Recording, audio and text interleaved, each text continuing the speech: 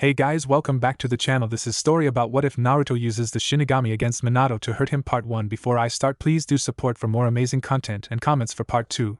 Do consider to subscribe my channel and share my video to your friends and check out the description as well. Let's start the video. Konoha, night of the Kyuubi attack. The night started off like any other for the people of this village. The people going about their business, shops closing and the nightlife of Konoha coming out of its slumber from the day. That was until a deafening roar was heard throughout the town.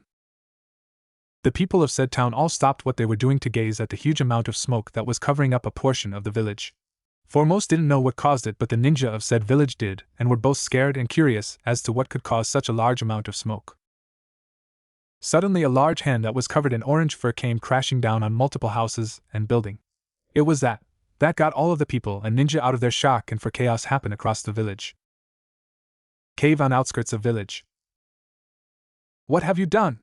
yelled out Minato, Namikaze's leader of said village that was being attacked. "What needs to be done, and there's nothing that you can do, Minato, to stop it," said a man with a spiral-like mask as he charged Minato. Minato threw one of his famous tri-pronged kunai, and the masked man, aiming it purposely just above the man's head so he would think that the blade would miss him, but was enough to make him still duck on reflex.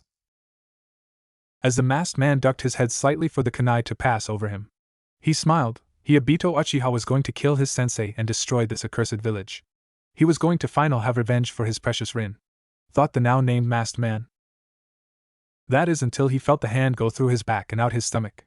He was then forced and smashed into the ground by Minato using his two most famous jutsus, Hiraishin no Jutsu and the Rasengan.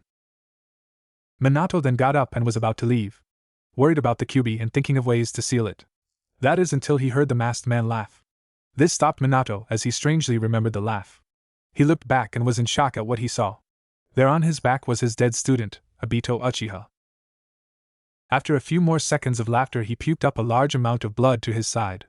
He then spoke in a tone that was filled with the tiredness of an old man on his deathbed. "After all the planning and waiting, I'm defeated not even 5 minutes into our fight. By a technique that you're famous for and one that I planned against." He paused to take a breath and continued. "You won't be able to defeat the Kyuubi. No one can. Well, that's alive, that is. The last person was Madara, and I burned his body myself after he died." Minato was confused by what he said but stored that information for later. No matter how much he wanted to question his old student, he needed to get the Kyuubi sealed into a new container, which he realized would have to be one of his children that were born tonight.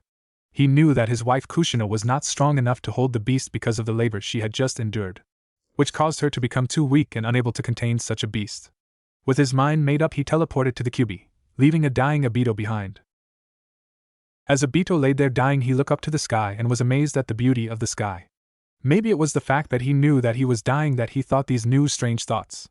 For he never looked at the sky. For he was always busy planning and training to kill his former sensei and destroy this damned village. As he was taking his last breath, he muttered one last thing to the cruel world: "Rin, I'm finally going to see you again." And with that, Obito left the world of the living. Pasture outside of Konoha, just before sealing. In a pasture outside of Konoha was large fox with 9 tails and orange fur that was as tall as a mountain. This was the Kyuubi no Yuko, one of 9-tailed beasts that once roamed the land of the elemental nations. Currently the Kyuubi was in chains that were coming from a young woman that was barely clinging to consciousness. She had long flowing red hair and fair skin and a figure that any woman would kill for.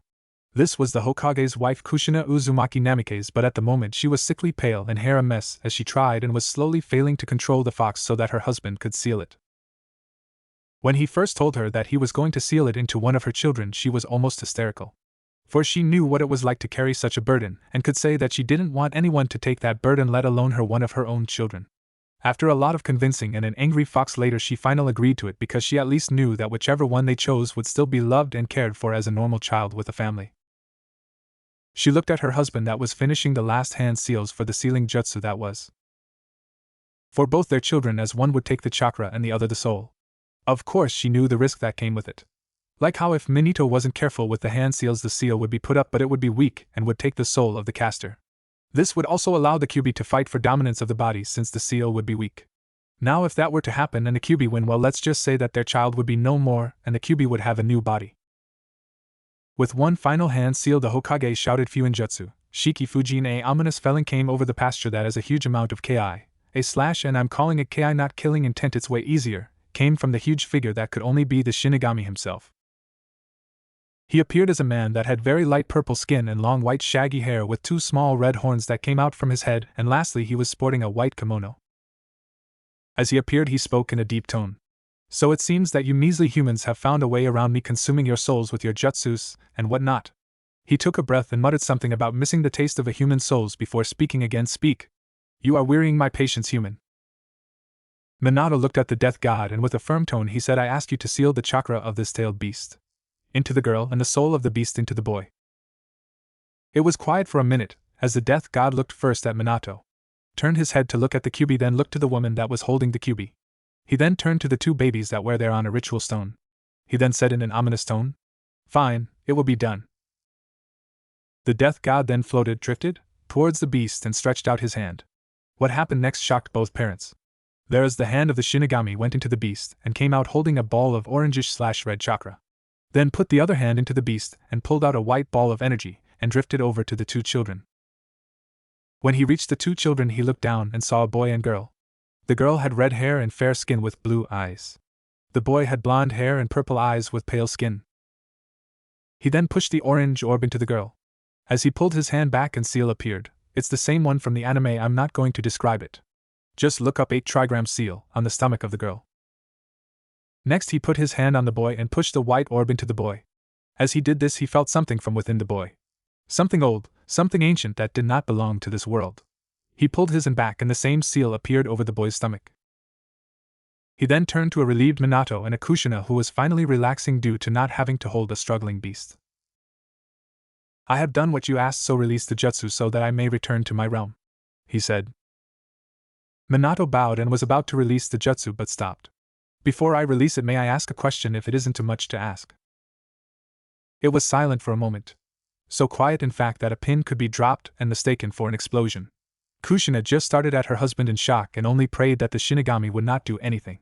She then looked at the death god and waited. The Shinigami looked at Minato and was tempted to just outright eat his soul for questioning him and not letting him return to his realm, but he knew if he did, then his sister Kami would bother him about rules, so he begrudgingly answered, Fine. What do you want? Minato knew that he was walking on thin ice, so he spoke quickly. What seal did you use and will it hold? The Shinigami looked back at him and was about to answer but decided to have some fun this mortal. He doesn't come very often to this realm, and he needed to release some stress and anger. So what better way than to mess with a human? I used the 8 trigram sealing seal. It is a strong seal that is used normally for large amounts of chakra but still should be watched closely, since it's a tailed beast chakra. Now I used the same seal for the soul. For there is no real seal that could trap the soul of a tailed beast, since it is technically a mass of chakra given form. So I have no idea how the seal will hold. That is a complete lie, hehehe. As he finished, Minato and Kushina were a little startled to think that their son might not be their son but instead the Kyuubi reincarnate. Now will that be all? He asked, getting both parents out of their shocked states. Yes, I will now release you from this and thank you. Both parents then bowed as he descended into the ground. Kushina was the first to get up and started to run towards the 2 children with Minato following. Mindscape. As both parents walked towards the children, the Kyuubi was banging against the cage inside the boy's mind, yelling and screaming to be released. As it was doing this, it realized that the child that it was trapped in was inside with it. On the other side of the cage doors, albeit but there nonetheless. It realized that just maybe, if it could skewer it right now with one its large claws, it'd be free. As it tried to skewer the child, it did not notice the figure that was in the shadows behind the child. The figure watched in amusement as the beast tried to free itself by killing his descendant, waiting to see if the beast would notice him. As the beast continued to try and kill the child and continued to ignore him, he was finally fed up and sent one of his many treasures at the beast to get its attention. He succeeds because just as the beast thought it was going to finally reach the child, a sword made out of pure gold nailed its finger to the bottom of the floor. The beast howled in pain, for it was not used to normal human weapons piercing its hide, but as it looked at the sword it realized that that wasn't a normal human weapon. It radiated power. A power that once roamed this world. The power of said weapon felt like him. That man that was able to beat the strongest beast into submission so long ago. So with hesitation it looked up and fear and shock ran through it as it saw him. Gilgamesh. Gilgamesh was a very handsome man that stood at a height of 6.1. He had golden hair that looked to be naturally spiked up. He wore no shirt so the beast could see his body. What it saw brought back bad memories of their last fight where he nearly killed it. His body had red lines. that ran from his lower pecs to his shoulders but then spit into different directions. One going along both arms and the other over his shoulder and down his back. Gilgamesh just looked at the tailed beast with a smile. Long time no see, Kurumi. What are you doing in that form? It is a disgusting form in my opinion. No, I prefer you more human form. Now change before I waste another one of my treasure on you. As he finished speaking, the now named Kyubi begrudgingly changed into the lowly human form that she possessed. As she shrank and formed into something more human looking, she walked towards the cage doors and out of the shadows. What stepped out could be nothing short of a goddess. He would know because once upon a time he was married to a goddess. A/N1. She had silky reddish-orange hair with an hourglass figure. DD-cop-sized S and an ass that was round and firm-looking. She had 9 orange tails coming from just above her butt and a pair of fox ears coming from her head. Her red eyes glowed with power as she stared at the man before her. "What do you want?" she asked angrily. He stared at her uncaringly, and for a few seconds, she thought that he would say nothing. Until he finally spoke. "This place is filthy. I believe that it needs a cleaning and a change of scenery."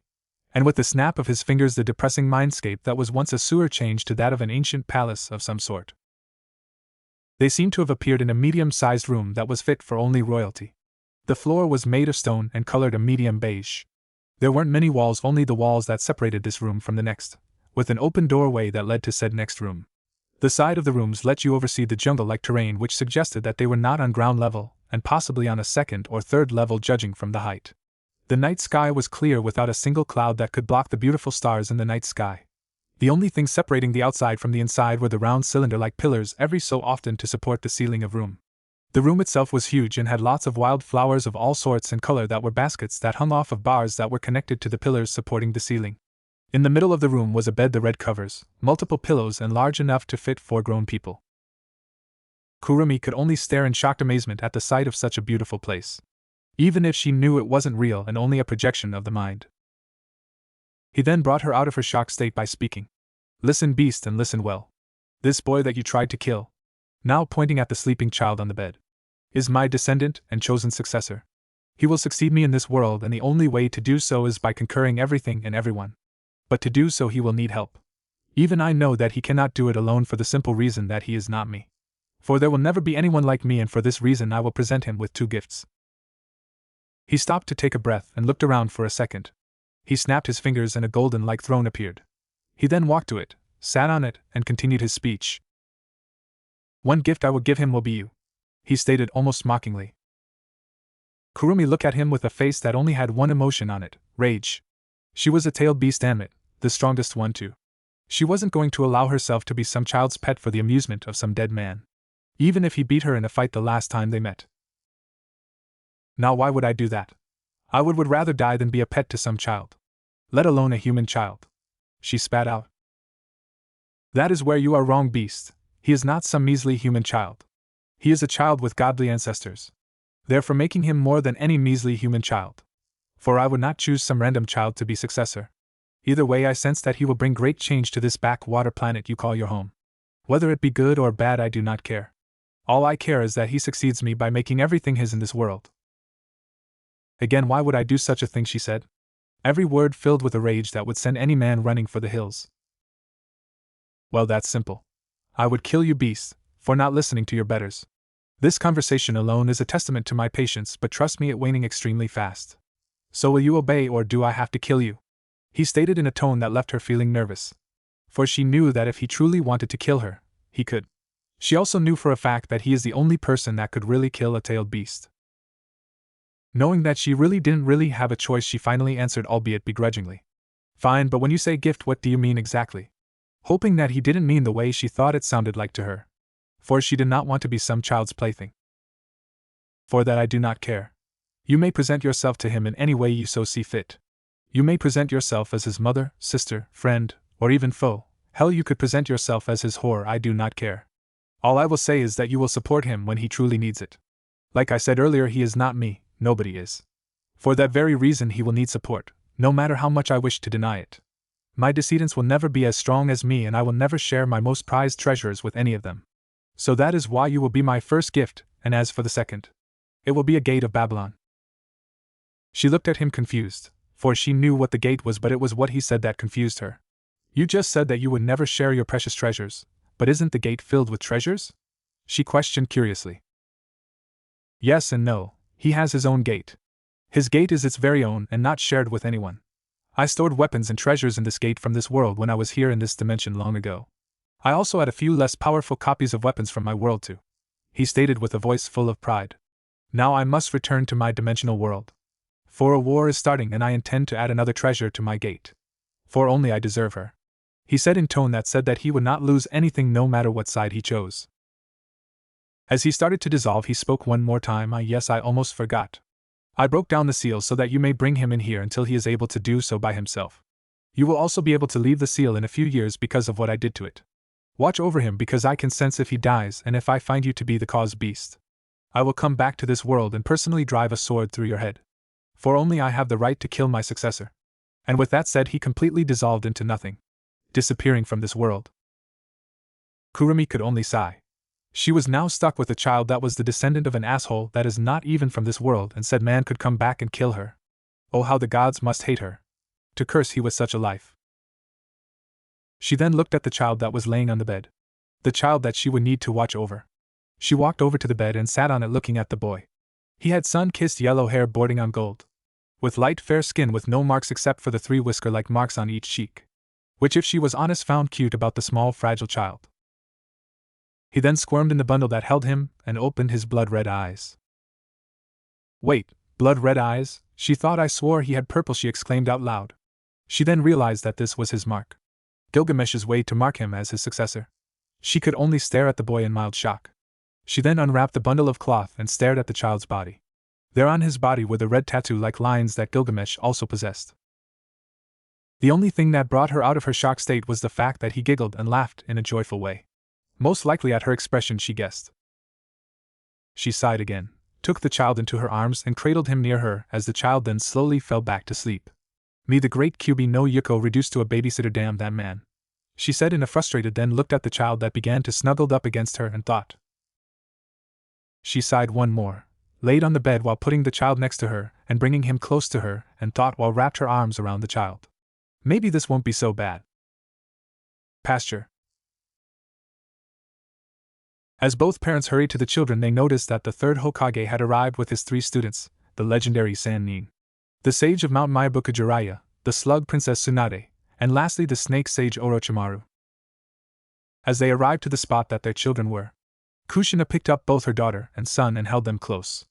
As she held them, Minato came up beside her and looked down at his children. They're both beautiful, whispered Kushina. Yes, they are, Kushina. What are their names? You never told me, and we were both in rush to seal the Kyubi, replied Minato. That was when the other 4 people finally made it in front of them, and also waited for her to reply, wondering what it could be. Her name is Mito, after my great-grandmother's sister and first Hokage's wife. At that moment, the now named Mito opened her eyes and they all started in awe and the cereal blue eyes that looked at them in confusion and curiosity. She then pulled herself away from her daughter and looked at her son and said, "And this beautiful boy here is Naruto." Fish cakes.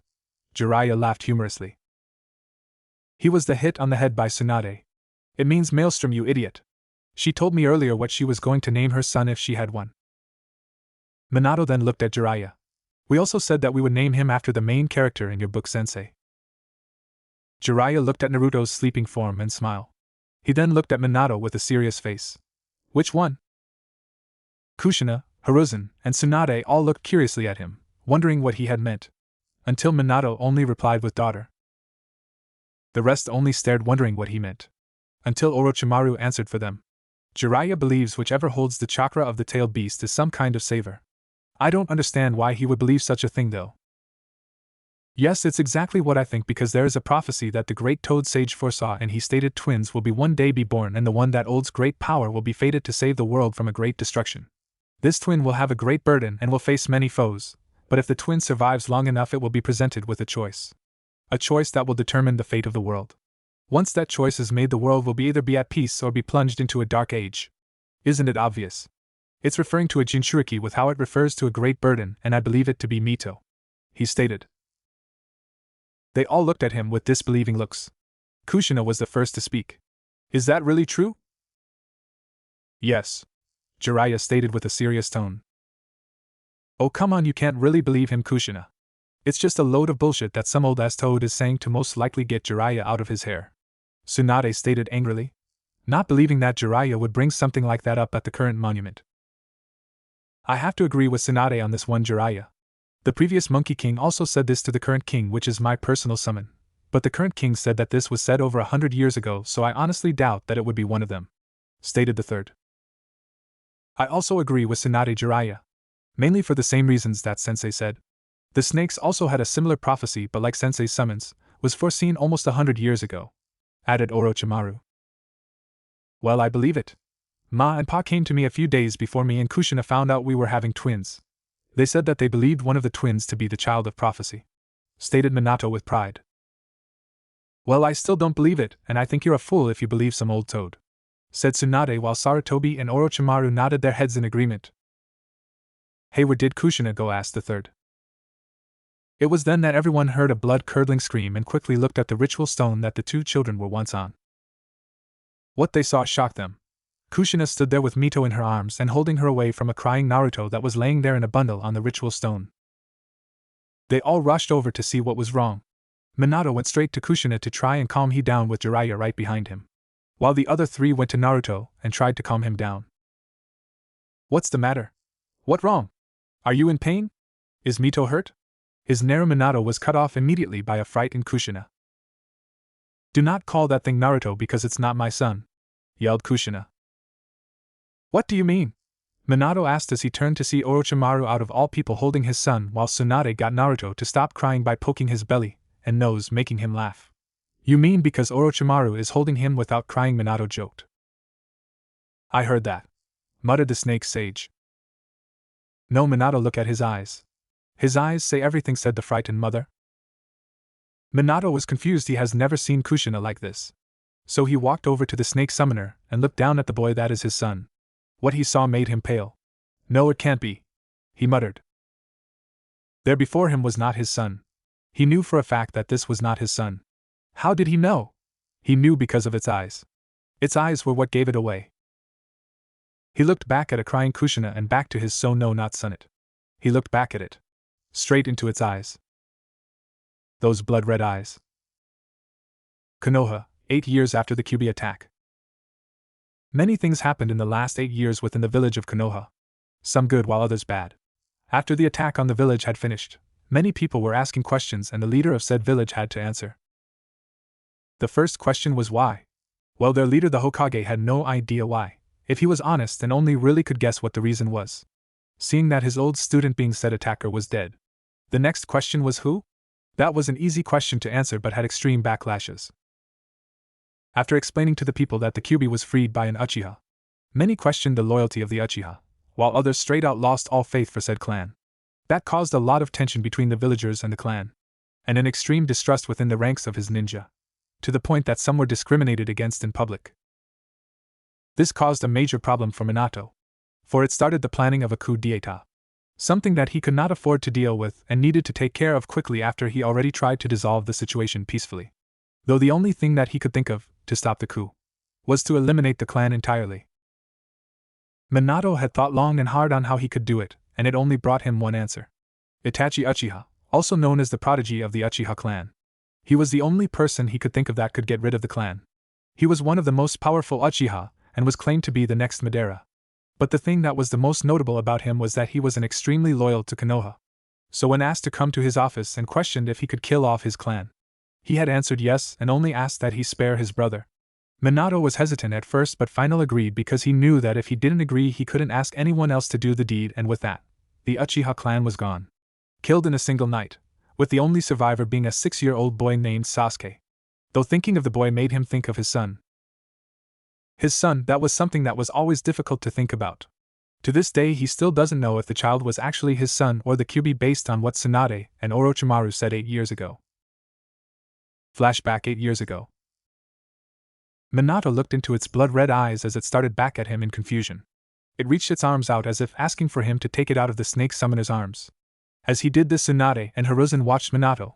They watched his every move since they heard him mutter something. Then as quick as lightning, Minato reached into his kunai pouch, pulled out a tri-pronged kunai into a reverse hand grip, lifted it up into the air and proceeded to plunge it down into the thing that was in the snake summoner's arms.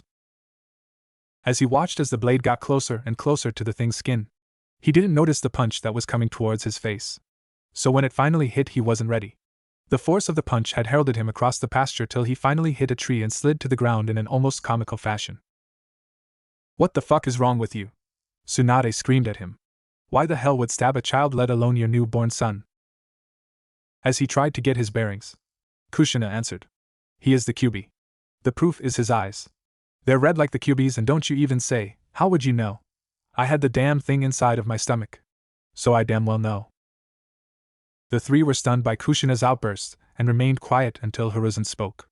"Kushina, you can't be serious. Why would you ever think like that about your son? Why would he even be the QB?" Minato answered for her. "We know because the seal used on Naruto to hold the soul of the QB was never meant to hold a soul. It was meant for large chakra sources, and because the Shinigami only sealed the soul of the beast and not the chakra, he had no idea if it would hold." They all looked shocked at him, and then Hiruzen asked a question that they all had. "If you truly summoned the Shinigami, why didn't it take your soul?" "Because I improved the jutsu to summon him. But listen, I'm not sharing it. It would cause an outrage and people would constantly use it, so it's staying up here," pointing at his head. But back on topic. The Shinigami also stated that there was no real seal to hold only the soul of anything, Minato said in a serious tone. "Well, what about the other Jinchuriki?" "That's exactly what I thought, but the more I thought of it, no one's ever tried to seal only the soul of the tailed beast. So I guessed it has something to do with the chakra of a tailed beast that truly holds them down in a seal," again answered Minato. "Okay, even if that's true," the Shinigami said he had no idea. "So that might mean that he's perfectly fine," Tsunade quickly replied. "The eyes are all I need to see to confirm it," Kushina yelled back. "So what now? Everyone that has red eyes is the QB. What about your old apprentice Kurenai? She has red eyes. Or what about your friend Mikoto and her entire clan? If anything, her eyes are way more dangerous than Theseus," she yells, pointing at Naruto's blood-red eyes. She then waits for Kushina to respond. But she never does and continues. "What about you, Minato? Your clan have red eyes once upon a time," she says, looking at him pointedly. "What do you mean? I don't recall my clan having red eyes," replied a confused Minato. I guess listening to that Haruno lady and doing some research wasn't such a bad idea," Tsunade mutters under her breath. She then quickly continued. "Well, I heard one of your old fangirls mention a while back that your clan, the Namikaze, had red eyes." "Tsunade, I know that's not true. Even though I don't remember much of my parents or other clan members, I know for a fact that they didn't have red eyes." "Well, apparently they did," Tsunade replied quickly. "I didn't believe it either until I finally looked into your background when I first heard that Kushina was seeing you. While I was looking into you, I remembered what your fangirl said and was curious, so I also looked into your clan." She stopped to take a breath and continued. "It took a lot of digging, to the point that I looked at old letters between the Senju, Namikaze, and other clans to find what I was looking for. And I finally found it in a letter between two lovers, where one stated that they loved the color of their red eyes and that they were the most beautiful out of the clan. It didn't make sense to me, so I looked at the signature and what date it was signed. It was then that I realized why it was possible for your clan to have red eyes, and that was because the letter was dated over 90 years ago. Meaning your clan practiced incest, which kept that trait dominant, but must have later allowed for outsides to come in, which decreased the amount of red-eyed Namikaze over time." Minato was surprised by this. It meant that he now knew something new about his almost deceased clan, but also that the child that was in Orochimaru's arms was possibly his son. There was also the possibility that it still wasn't. So he was conflicted: taken his possible son or killed the QB now. "How about you take him in, Minato, and at any sign of him being the QB report it to use or kill him," Orochimaru said in a calm tone. "No, I will not have this," started Kushina, but was cut off by Minato. "Fine, but if I feel even the smallest thing that resembles the QB, I'll slit its throat," he said in a dead serious tone. "Oh, thank God. At least you gave the child a chance," said Hiruzen in a relieved tone. "Minato, your ream dash." She was cut off by him again. "I know what the Shinigami said, but I can't live with myself if I end up killing the child thinking it was the QB, but in the end it being my son. So for that reason we will take him in and wait," he said in a tone that sounded worried. "I can't do that, Minato. I know for a fact that that isn't our son. It's like this maternal instinct inside me that's telling me that that isn't our child but something else," she said in a sure tone. Minato looked at Kushina and knew that she would never willingly take the child in.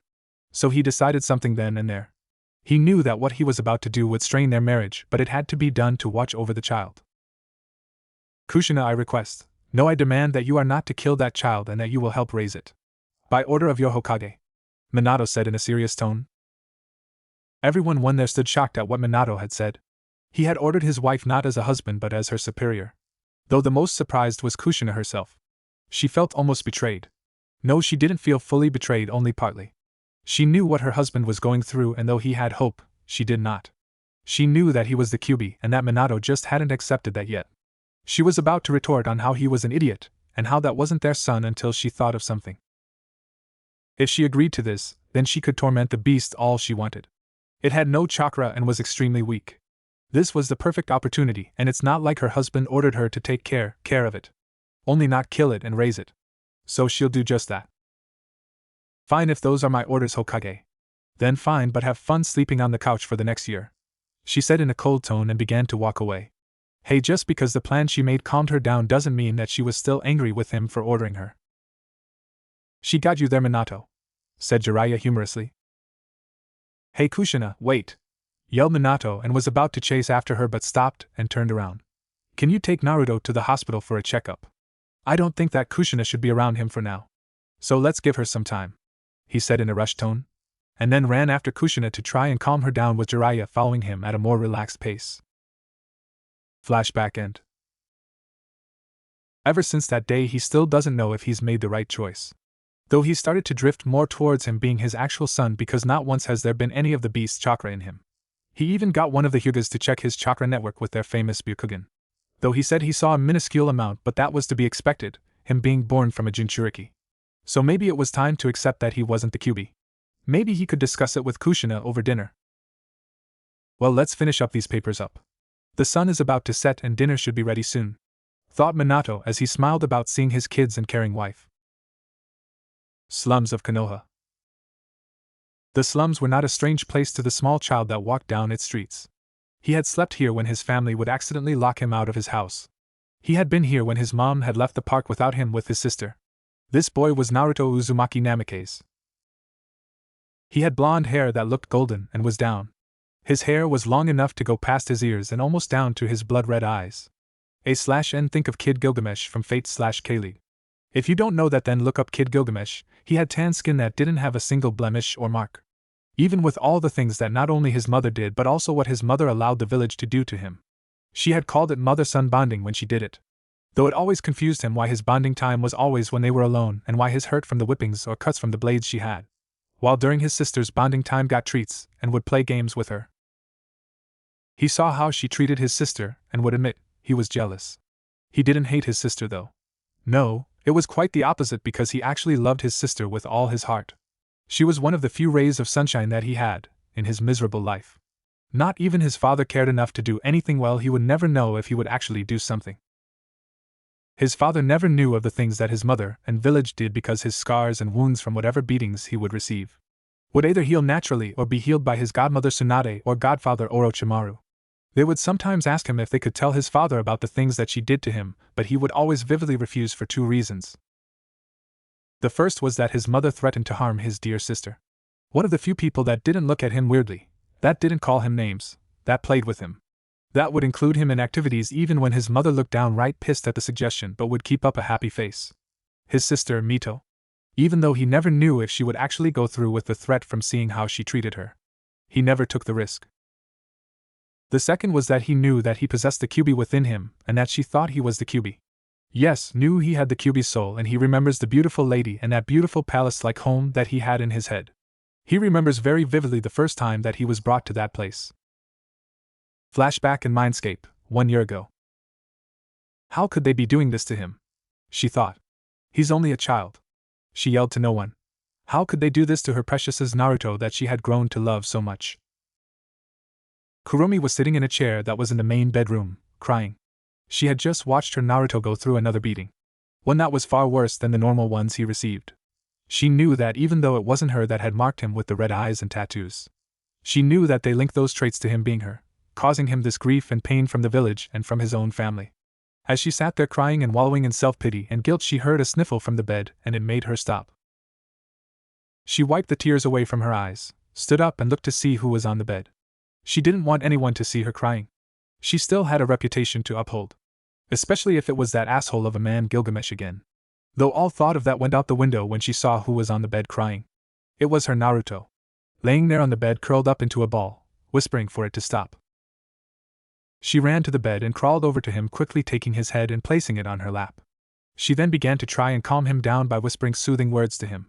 After he finally stopped crying, he just laid there, listening to her words of comfort about how she described beautiful places she's seen. Like how she talked about the warm lush forest of Konoha or the beautiful ice crystals of the land of snow. How the sun would warm you up if you laid in an open field in grass country.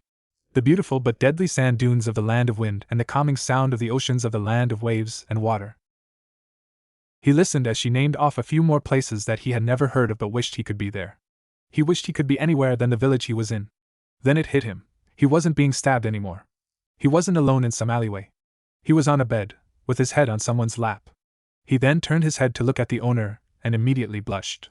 What he saw was a goddess, a woman, no, a creature that was on a completely different level of beauty. She had the silkiest looking hair that was a reddish orange. Her hair flowed loosely down her back to just above the waist. Her skin was a light tan with no marks or blemishes and had eyes similar to his. She wore a loose black kimono with red trim that showed a god amount of skin, which suggested she wasn't wearing anything under it. He quickly turned away, cheeks flushed to the point that a tomato would be jealous.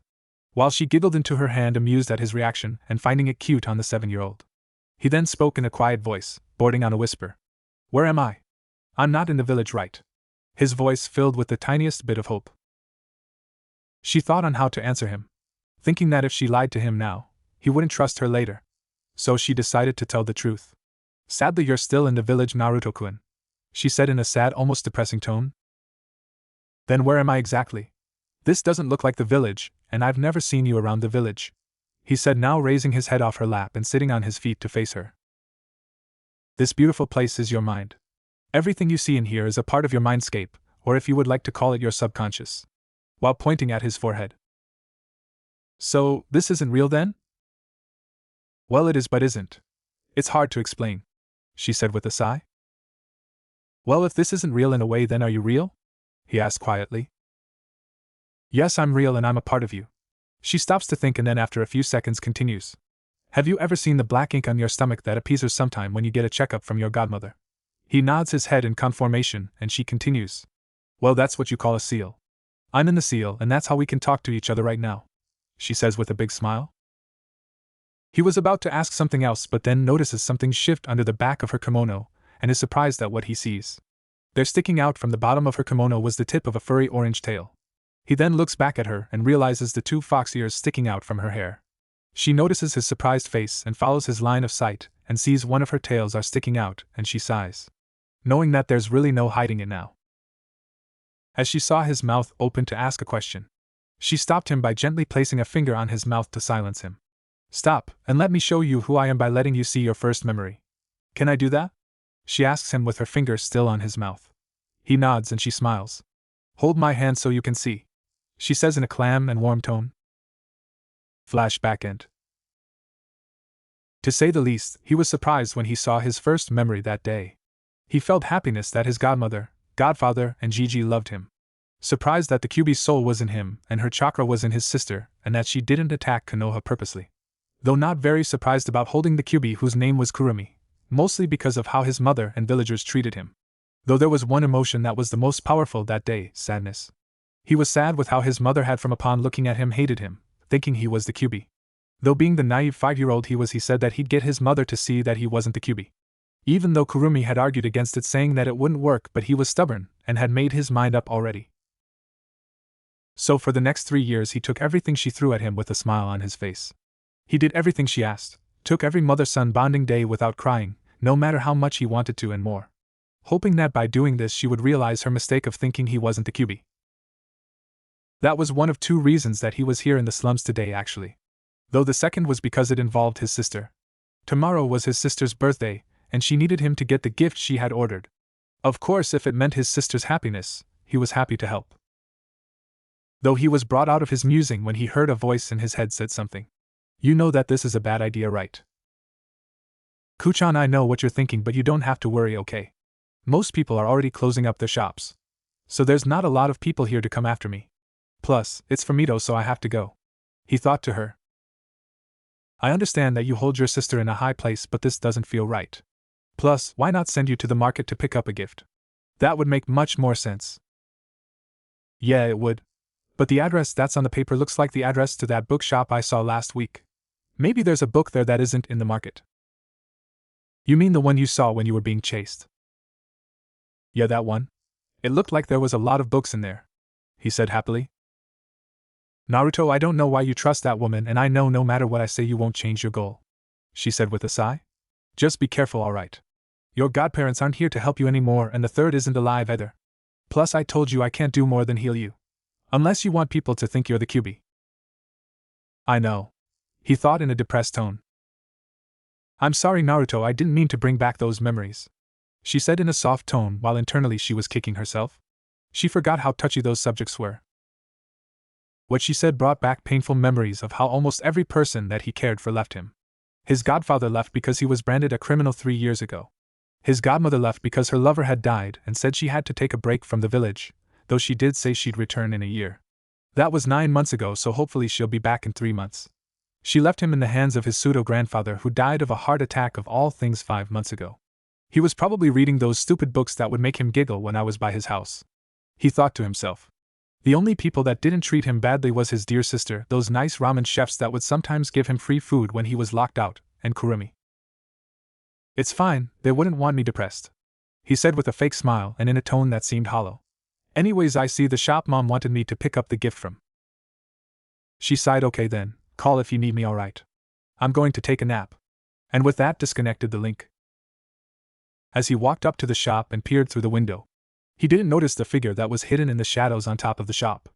I can't believe she was serious. She left the seal tag and a note here. Well, if it says anyway, then I got an idea, he said quietly. As Naruto looked through the window, he noticed that the shop looked like it was closed, as there were no lights on or anything. He then walked up to the door and saw a small folded note there on the ground. He looked down and picked it up. Maybe they left a note for the gift being late, or something, he thought. He then opened the letter and read a single sentence that filled him with dread. There on the note read, I fooled the fox. Love, Mama. He was then roughly turned around by a hand that was placed on his shoulder and punched hard in the temple. The punch made him fall and left him dazed and dizzy on his back. As his head started to clear, he rolled onto his stomach, and he tried to crawl away until he felt something hit the back of his head. His eyes felt heavy from the hit and was about to succumb to the darkness that was surrounding his vision, but was forced out of it by the feeling of sticky liquid coming from the back of his legs. He was confused by the feeling until he turned his head to look at the back of his knee and was scared stiff when he noticed he could no longer move his leg. Guess working under the snakekin was useful. Had I just cut the muscle that won't let you walk if torn. So you're not going, hey, where you going? He said as he noticed Naruto start to crawl using only his arm. Ah, you're not going anywhere. He then walked over to Naruto, plunged a kunai into his shoulder, and used said kunai to drag him back to where he had originally fallen. Now I'm assuming you know who wants me to do this because of the note that you picked up. Right. Naruto didn't answer him, and looks away with tears streaming down his face. He didn't want to believe what the note said. The man then ripped out the kunai that was buried in the back of his right shoulder and plunged it into his left, causing him to yell out in pain. Right? He asked again. This time Naruto nodded his head. Good, I've been told to break your spirit in any way, and trust me when I say this. I plan to do so, and I'm going to enjoy it. So why don't you lay there like a good little demon and let Uncle Mizuki work, okay? He said in an all-too-happy voice. Naruto didn't even get a moment to respond because he felt a kunai cut his lower leg just above his foot. He yelled out in pain as he felt the cold steel enter his body. That's the Achilles heel, you're defiantly not walking anytime soon, Naruto heard him say in a gleeful tone. Naruto was with all his might trying to escape even when he knew that it was pointless. He had to try. So he pulled himself with his arms even though both shoulders were bleeding and had stab wounds on them. One even still having the knife in his shoulder still. He then noticed Mizuki's feet in front of him and was about to try and crawl around him, but was stopped as he felt an intense pain in his hand. He looked over and saw another kunai going through his hand.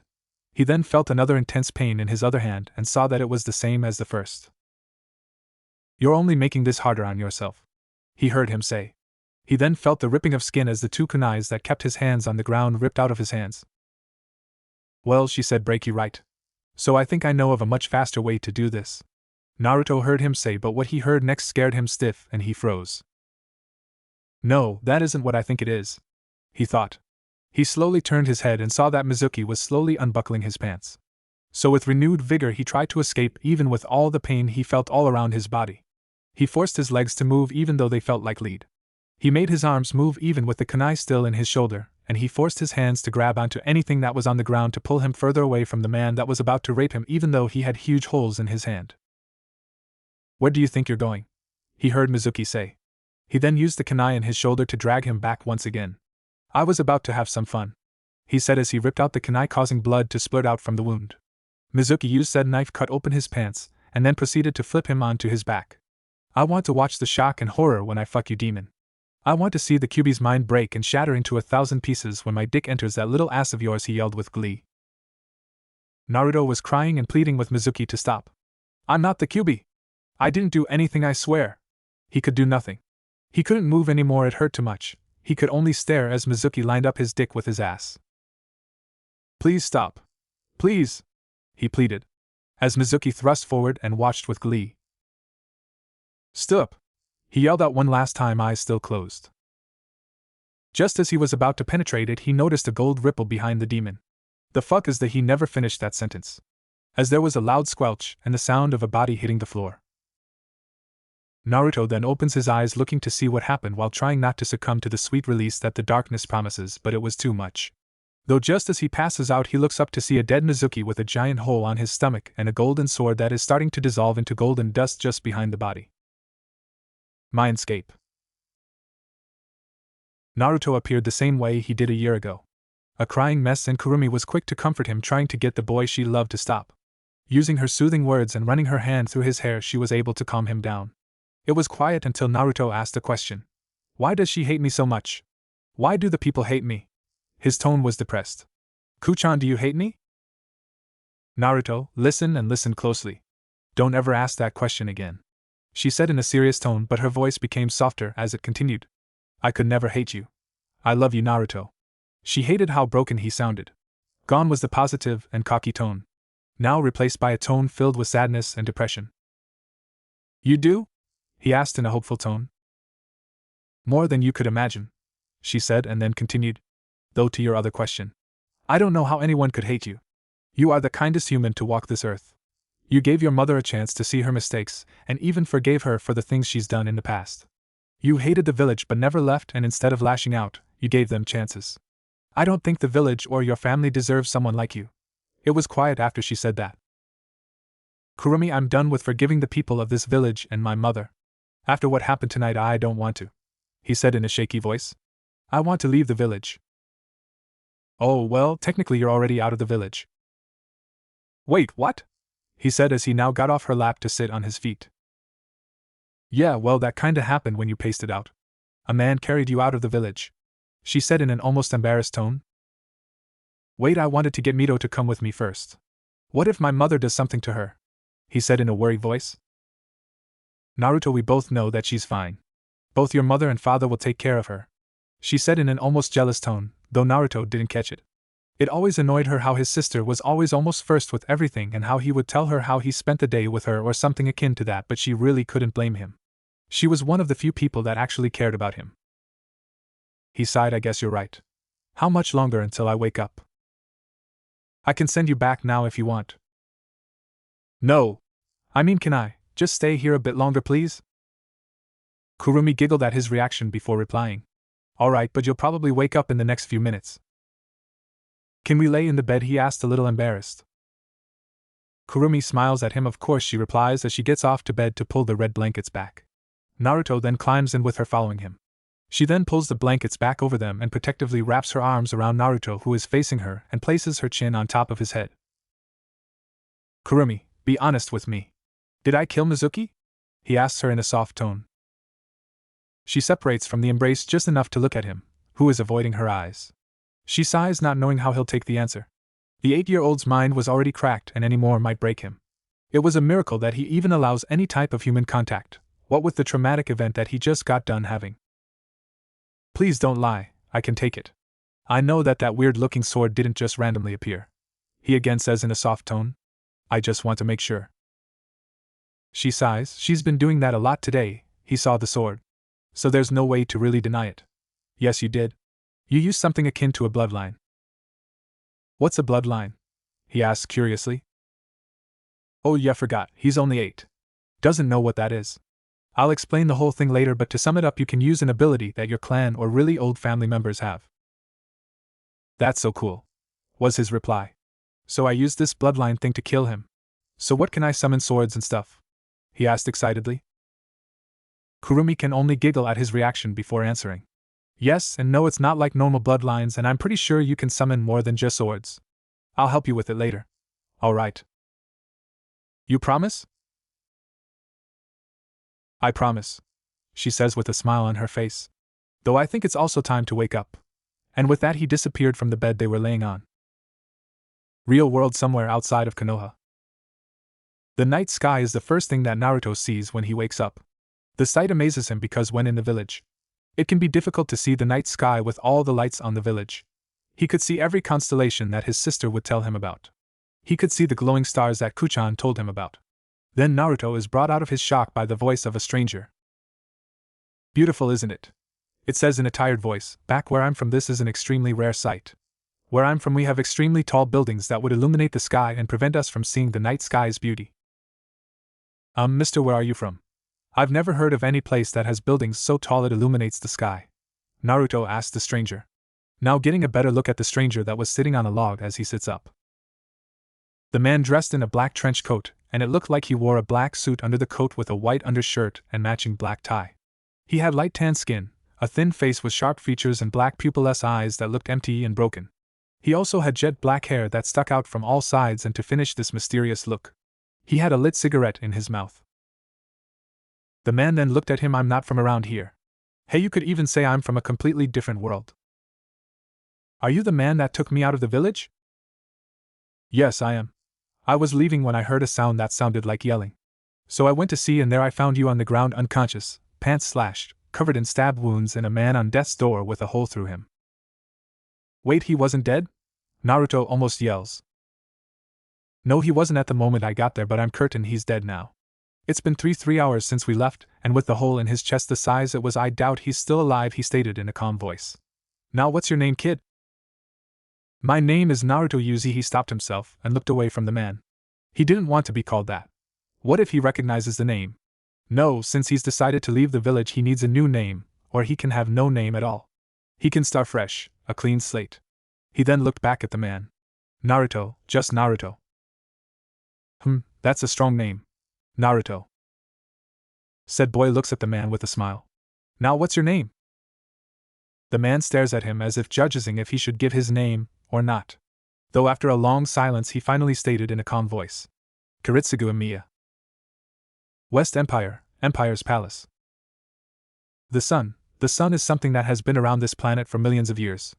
It provides the light for the day so people can see. It provides warmth for the planet and gives a farmer's crops the nutrients it needs to survive. The sun can be very helpful and life-giving, but the sun can be a terrible thing as well. It can cause droughts and has the ability to kill people if they're not careful. The sun can be many things, but right now it was being annoying? Yes, annoying is the right word.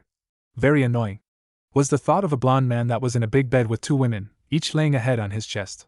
The sun was pouring into the room, as there was only one wall holding up the ceiling that separated this room from the next. Only the pillars that cast large shadows across the room formed the rising sun. His palace resembled his mindscape palace, with the exceptions that the bed itself was elevated 2 steps.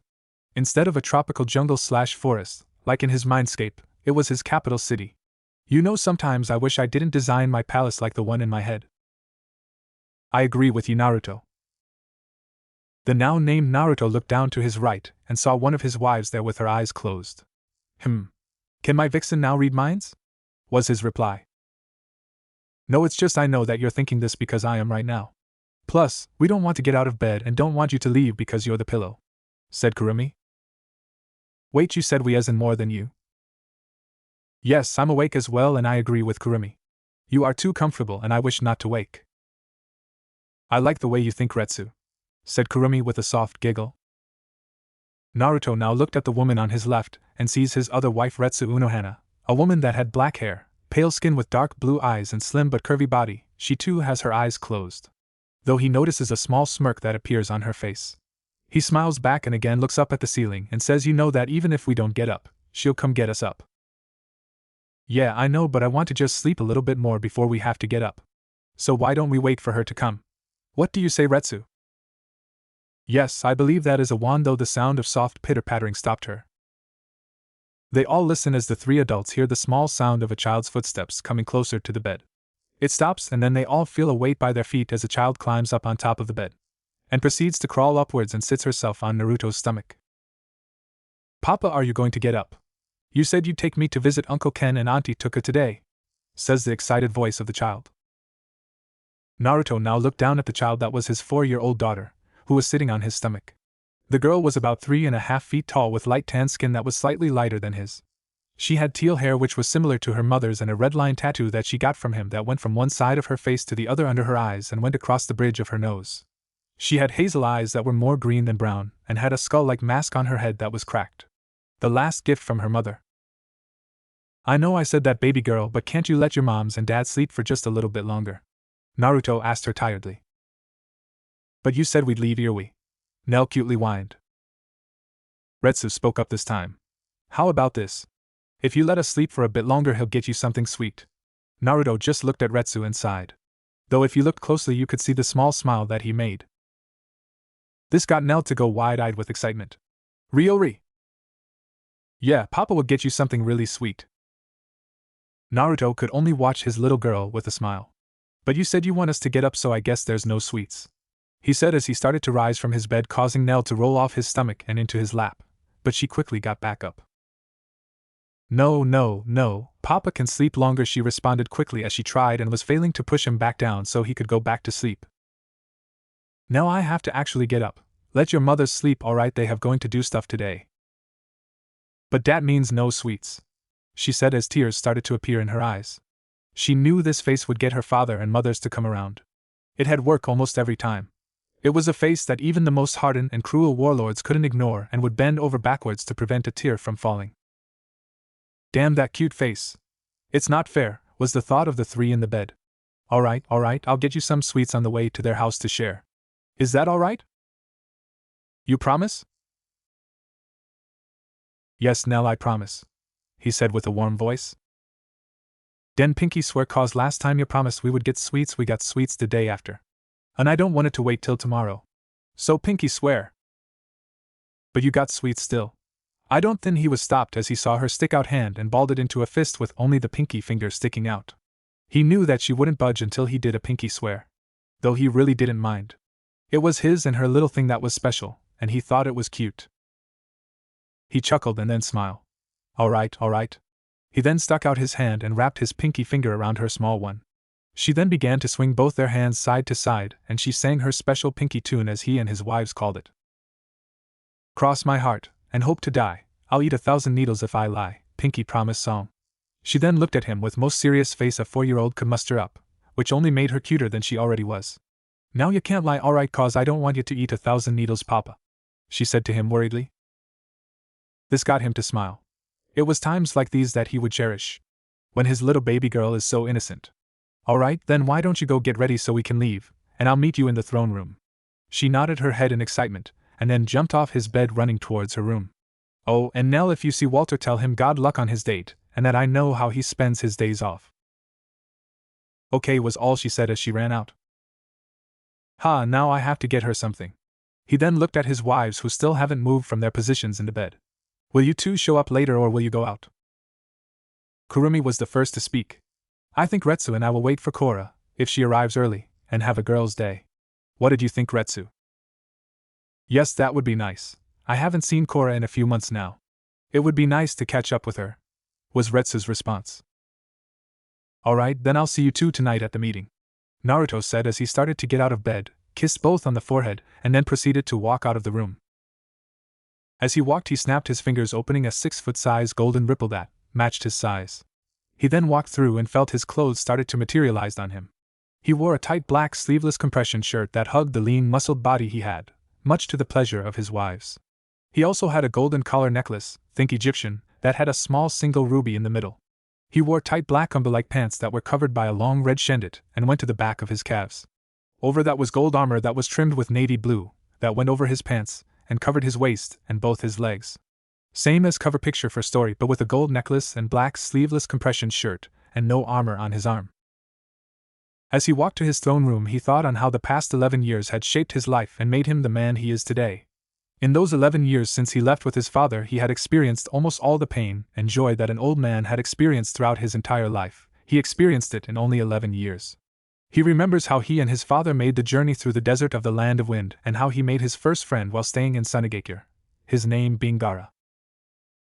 Gaara was a small boy that had red hair like his mother, what looked to be eyeshadow around his eyes, and had a kanji for love on his forehead. He was lonely like him, and they bonded over the shared hardship of carrying a tailed beast. It was funny, even though he was a Kage's kid like him. He was normal for the most part, just lonely. He later met his older siblings, who he got along with pretty well and got them to fear their brother less after he and Kurumi had gotten his tailed beast, Shikaku, to make peace with Gaara. Even though it took a lot of convincing and a slight beating from Kurumi in their combined inner mindscapes. He became less violent and began to open up slightly. Though that was reserved only for his sibling and Naruto, but was welcomed all the same. After about 2 months there, he and his father Kiritsugu left for the west and settled down in a small village that had a forest that surrounded it, similarly to Konoha. He had stayed there for 4 years, living a happy life that wasn't plagued by any grievances. He even met his first lover there at the age of 10. Though that peace did not last long. After 4 years of living there, at the age of 12, his father died and once again he was alone. Though the night before he died he told Naruto everything. About how he used to live and where he lived. How he was only here in this world because of an accident during the end of something he called the Grail War. He told him that he actually knew the ancestor that had the same abilities he had, but explained he would have to find out how to use it by himself, or with Kurumi. He told him his May regrets like killing his childhood friend and mother figure. He told him about his daughter, and not being able to see his daughter one more time. Lastly, he made Naruto promise him something. He made him promise to never hold rage against something for too long. To forgive but never to forget, and to love and keep close those he considers his family close. At the time he felt that he couldn't promise that, with all the shit that his village and mother put him through, but years later he would understand. He had never hated them completely because he understood where some of the anger came from, but to hold it against the child.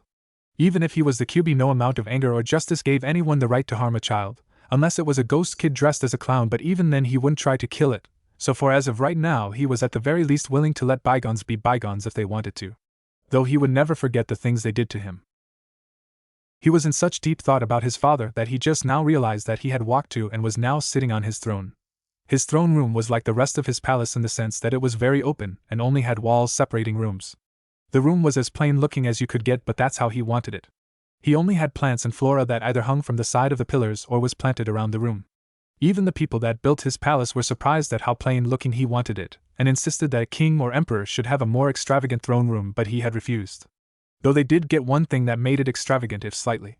His throne was 3 steps elevated off the floor. It was tall and looked to be made of gold, with the exception of a small navy blue circle that was placed right above where his head would be and was connected to a line that went down to the seat. Though it was the arm rest of the chair that made it stand out, because where his hands would rest was the carving of a lion head. As he finished admiring his throne, he heard the sound of laughter and the sound of heavy steps. He looked to where the sound came from and saw that Nell was riding on the boss of his summoning contract. "That way, Simba," she yelled and pointed towards himself. The lion stood at around 4 feet high and was about 2 meters long.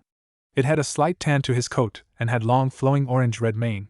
His eyes were a lighter version of hazel that resembled a natural lion. The lion gave a tired sigh. "Naruto, your daughter is as energetic as ever. Can she just sleep in for once?" This got a laugh out of Naruto. "Well, she's like our alarm clock. She always wakes early even when we don't need to. I tell you, Simba, she can be a handful sometimes, but we love her all the same," he replied. I can agree with that." Naruto then looked at Nell. "Come on, Nell, get off of him. He just got back from something I asked him to do, and I'm sure he'd love to head home, okay?" She nodded and got off the lion. "Papa, let's go already. If we leave now, we can get some good snacks from the pasty man," she said as she tried to pull him away. "All right, Nell," was his response, and then looked at his summon. "Simba, all the messages for the meeting for the games have been delivered?" "Yes, all of them have been delivered, and yes, I'm going to be at the meeting. Now I'm leaving to go rest." "Okay, then I'll see you there." And with that, Simba left with a puff of smoke. "Now let's get you those sweets, Nell." Outside the palace. The palace was the center of the capital and was surrounded by 3 districts. The first, that was to the left of the palace, was the military district where most of the city guards would be housed, and where the recruits would stay for their training until they were fit to join the ranks. On the right was the housing district where most people lived. The clans and other important figures would stay in the compounds and house/building that were closer to the palace. As you got further away the palace, the lower the class. Naruto didn't like that there were class, but he realized that that's how the world works. There will always be a higher and lower class and occasionally a middle. The last one, which was the one he was entering now, was the market district, where you could see all types of vendors and little stores that sold everything and almost anything. From foods that would make all mouths water to weapons that were made by the finest blacksmiths. If you needed something, you would almost always find it here in the market of the capital. As they walked, people that passed and noticed them, which were most because of Nell, waved with a smile on their face. They knew that their emperor didn't care for the formal hellos and greetings or wanted praise. He had many times expressed this to his people, and while they still did it on occasions, he had gotten most to stop. As they continued to walk, Nell spotted the sweets store they would always visit when promised sweets and made it known. Papa, dearest Kowalski. Let's go get sweets. He sighed. I swear your little promise are going to be the death of me. You know that, Nell. She just smiled at him, grabbed his hand and pulled him towards the sweets shop. This shop was one of the most well-known sweets shops around the West and was up and coming in the elemental nations, Kowalski. The shop wasn't all that grand, but that's what made it all the more inviting. The shop itself was a one-floor building and was a dark blue, with the name hanging over the 2 entrance doors. It also had 2 glass windows, one on each side of the doors, that showed off some of the sweets that they made. As the father and daughter duo entered the shop, they saw a heavier-looking man begin to pull out a batch of freshly made pastries. The man had a square-like face and was about 5 feet 5 inches with a mustache that reached the ends of his lips and black gelled back hair. He had light tan skin and wore a black dress shirt and tie that was covered by a white apron. He was the man that owned shop and many other shops that are under the name Kowalski. For his name was Jacob Kowalski, or as Nell had named him, the pastry man. Hey pastry man, got any sweets for me, papa? Nell said in a cute voice. Said Baker turned to see who had entered his shop and was greeted with his friend and favorite little customer. Ah, what brings you, my emperor and my favorite little customer? He said in a joking tone and a smile on his face, knowing that he would tick Naruto off with emperor and tease little Nell with little. His welcome caused a tick mark to appear on Naruto's forehead as he anticipated, and he got a cute pout from Nell. He was about to retort but was stopped when he heard Nell speak up first. I'm not little, pastry man. I'm super tough and strong, she said, flexing her arm, which caused Naruto and Jacob to sweat drop. Naruto looked at Nell. Nell? He wasn't talking about you know what, never mind. Just pick out some of the sweets you want. He then turned back to Jacob. How are you doing, Jake, since I last visited? Naruto's question brought the slightly confused Baker back to reality. He then asked a worker that came out from the back and to help Nell with her selection before answering Naruto. Yeah, everything's been fine. A few issues here and there from supply shortages, but that's because my little shop sells the most and best, Jake said in a relaxed tone. What about you? The wives treating you good? God only knows how bad they were when you shared that idea of sharing to them. I still don't know how you got them to actually share you, because I know if it were any other man that suggested what you did, they'd be cut in half by and eaten by that, not even including what would do to the poor man. He stopped and chuckled lightly. I'll tell you again, like I always do, Naruto. You're a lucky man to have 3 loving wives and such an adorable daughter. They both looked over at said girl as she oohed and awed at the choices before her. The sight was cute and brought a smile to both faces. Though Naruto once again pulled Jake back to his attention with a question. So how are the stores bracing the elements? I know that out there the weather can be unforgivable sometimes? Naruto asked in a calm voice. Jake looked at him and questioningly before he saw Naruto nod his head before answering. Well, the stores have been fine. No winds to knock any down. A few stores had complained about earthquakes, but they eventually stopped. Some stores said that despite the risk of tsunamis being near the oceans, they said that there was nothing to worry about. Though that manager did say that they had a snake infestation, but surprisingly the snakes got rid of an unknown rat problem. Another said that they had a problem with a leak in their shop from the constant rain, and another said that there was almost a fire that burned down the store. Any idea how to help a rain leak or how to prevent a fire? Well, for a leak I guess you could fix the leak and wait it out, or you could move somewhere else if it's really bad. Though I would try to stay there and fix the problem. How to prevent a fire, you say? Well, I'd rebuild and see how it goes. Though I'd make sure the problem is taken care of. There was a pause as Naruto took up a thinking pose. Although I'm interested why a snake not only helped with an unknown problem but left the store alone. Yeah, I was just as confused, but hey, who am I to judge? Maybe he knows the shop won't hurt him. He keeps the rodents away, and we leave him alone. But hey, listen to this. One store said that their shop was struck by lightning, and even though they had a store made of wood, the store was fine as if they were never struck. Another said that they saw a holy maiden enter their shop and that she was so beautiful that the store itself seemed to be blessed as she entered. Ha, can you believe that? This got Jake to chuckle lightly. Thought this next one is the best.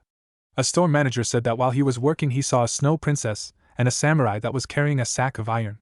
PFFF snow princess, most likely a pale beauty, and what samurai would carry around a sack of iron? I tell you Naruto, there's a lot of strange people out there. Naruto was about to respond but was stopped by Nell. Papa, I'm done. Let's go see Uncle Ken and Aunt Tuka now. I want to see dem and eat sweets with dem. Alright, we'll get going. Naruto then turned to Jake and gave a nod with a serious face before smiling again and asking, how much is it? Oh, don't worry Naruto, it's on me today, Jake said with a smile and with a nod of his own. You sure? I have more than enough money for the cost. As I said, it's on me today, and plus you gave me advice on some issues my shops are facing. That's more than enough. Naruto sighed. Alright, fine. He then turned back to Nell. You better thank Jake for the free sweets. Thank you pastry man for the free sweets, was Nell's smiling response, and with that both father and daughter walked out of the sweet shop towards the Kaneki house. West Empire. The sky became cloudy and dark, almost as if Kami herself was upset with the world. Then he pointed his golden spear at the army before him, and then with a loud crack. And boom! The army was gone, dead with a massive single lightning strike. Are you serious? That's so cool. I want to be like him, Uncle Ichi, said a 4-foot tall girl around the age of 5 with white hair, pale skin and gray eyes. Do you think he would teach one of us one day? Said another girl that looked the same but with the exception of her hair being black. He wouldn't train you, Kuro, he'd train me, said white-haired girl. Nah, he wouldn't train you, Shiro, was his reply of the now-named Kuro. Uncle Ichigo, who do you think he would train? Asked both Kuro and Shiro at the same time. Ichigo Kurosaki, the now-named storyteller, was a tall young man at the age of 23 with a lean build. He had orange hair, peach skin and brown eyes. He wore a black kimono with white trim, black hakama and white obi, that's the names of his Shinigami clothes, could only sweat drop, and then look at the others at the table for help, but all he got was a small chuckle from his friend Naruto and a smile that promised pain if he didn't answer correctly from his other friend Kaneki Ken, father of the twin girls in front of him. Kaneki Ken was not as tall as Naruto or Ichigo but was an average height of 5 feet 6 inches. He had white hair and gray eyes. He had a lean build as well. He wore a black dress shirt and black slacks. What about you, Nell? Don't you want to be trained by him and become strong? Asked the now frightened man. This got the girls to direct their attention away from him and on the other girl. I don't want to be like what was his name again, Uncle Ichi? Asked Nell. He doesn't have a name, or at least any that I know of, but he has a few titles like the Red Lion and the Painter, was his quick reply. Well, I don't want to be like this lion guy. I want to be like Papa and shoot things at the bad guys, Nell said with a happy smile as she got off the chair she was sitting on to end up sitting on Naruto's lap. This also got a small smile from Naruto. The twins then directed their attentions back to the storyteller, and would have continued to press on, but were stopped thanks to Ken interrupting. Alright you two, why don't you take Nell back to the compound to see the new koi pond we got? The twins then jumped with excitement, and proceeded to drag Nell off from Naruto's lap and out the door with them. There was a calm silence as the three men enjoyed the quiet before the serious talk began. The silence was broken as Kaneki got up from his chair and asked if the two wanted coffee. Naruto and Ichigo agreed to a single black cup and waited for Ken to finish making the 3 cups of coffee. As they sat there, Naruto looked around from where he sat. The building that they were in was a coffee shop named Ri and was owned by Kaneki and his wife Tuka, who he suspected to be with Retsu and Kurumi. The shop felt homey with the wall shelves that held decorations from flowers to picture frames and paintings. Below the shelves were waist-high bookshelves with books that ranged from romance to history. As Naruto looked around, he saw a wall that had picture frames on it. The pictures were of many things like common customers and get-togethers that ranged from birthdays for the twins to normal friendly get-togethers, but there was a single picture that made him stop in his observing. The picture was of a smiling woman with green hair, pale skin, and grayish-green eyes, in a beautiful ghoul wedding dress. One look at and if you don't know what I'm talking about. The picture looked to be taken right before the woman was married and brought back happy and sad memories with a bit of guilt, as he looked at the woman that looked so happy in the picture. You know it's not your fault. She was happy to spend the little time she had with you and Nell," Kaneki said as he walked back with the coffees on a tray. "Yeah, but I wish we had more time. I wish she saw the world that she so desperately wanted. A world where you could be anything and not have to worry about what or who you are. Where everyone's accepted." Naruto's reply was, "You know, it's her birthday today?" "Yeah, I know. I was going to take Tuka and the twins to show them where she was buried. The twins don't really remember her though. They were too young," Kaneki says with a quiet voice. "I was thinking the same, but with the tournament coming up I've been too busy. I know Nell doesn't remember her. All she knows is that her mother left her a gift in the form of a mask. I wish she got to know her mother a bit more. I'm sure she would have loved her Naruto." That got a sad smile to appear on Naruto's face. "I know she would have. I mean, who didn't love her? She was so bubbly and fun. She always lifted everyone's spirits and could get anyone out of a slump. Hell, that's one of the things that made me fall for her." Ichigo then spoke up. "Well, how about this? When the tournament is over we'll all go. I have to pay my respects and thank her, even after death, for saving Rukia that time on the battlefield." Naruto and Kaneki nodded their heads in agreement. "Now come on, let's hear how the wonderful emperor who can conquer nations and regions is handling paperwork," Ichigo said in an upbeat voice. "Ugh, not good. You know, when I said I wanted to an emperor I didn't think this much shit would come along with it. I mean, don't get me wrong, I love this country and would die protecting it, but I didn't think being emperor would entail listening to people who complained about sending my royal guard to their neighbor's house to get their chickens back from their neighbor that stole them. I mean, really. Who the hell is going to send a royal guard after chickens?" His outburst caused his friends to laugh. Even the ever-stoic Kaneki. "Hey, don't laugh. I'd like to see you do that. It's utter bullshit, and oh, don't even get me started on the amount of paperwork." At that very moment something happened that will confuse people for hundreds of years, because that day every leader that knew of the horror of paperwork had sneezed. This caused a slight earthquake that was felt throughout the world, even causing a volcano to erupt in a faraway land, thus destroying a nearby city. For that day will forever be known as the Shake. "Hey, did you feel that slight rumble?" asked Kaneki. Both Naruto and Ichigo looked at him curiously before Ichigo spoke. "No, I didn't feel anything." "Why? What did you feel? Something?" "Never mind, must have just been my imagination. Sorry, Naruto, you may continue." Konoha, Minato. "Hokage-sama, I understand that it is not at the top of your most important things to listen to or worry about, but I know that they'll become a problem. Especially the leader. He is powerful and is said to rival you in power," said a man that was covered in bandages. "Danzo, I realize that AIM may become a great village and I know that you fear it. Especially after I heard what their new Amikage did to the previous, but think of it this way. If we support them now instead of fighting them, we would have a very powerful ally," was Minato's response. "But if for whatever reason they become hostile, I'll know to come to you." The now named Danzo, who was an older man that had black hair and tan skin that was covered in bandages, looked at him with a blank stare. "Danzo, I'm not stupid. I know you've been running root operations, and though I don't agree with your method of training, I do see their benefit and know that sometimes they are needed." If Danzo was surprised, he did not show it, but simply nodded before replying, "That is all I need to know. Now, if that will be all, then I would like to speak with my daughter. So please, if you would kindly leave." And with that the old man nodded again before leaving the room.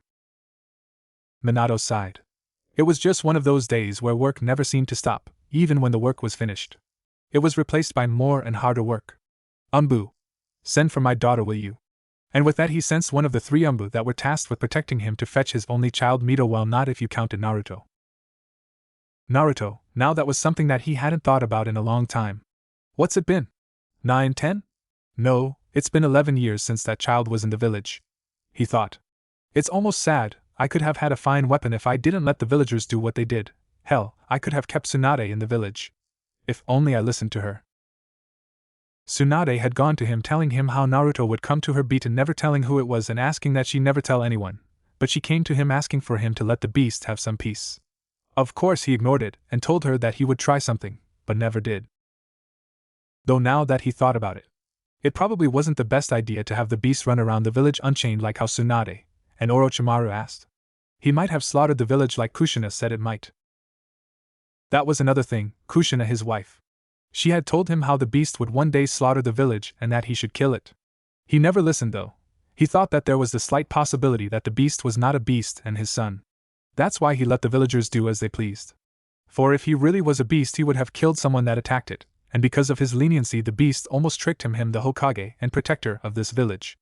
Mizuki was the deciding factor that had him decide that he was the beast and not his son. 11 years ago flashback. Hokage, Hokage, were the words that brought Minato out of his paperwork. The door to his office was thrown open in a hurry as his secretary came running in.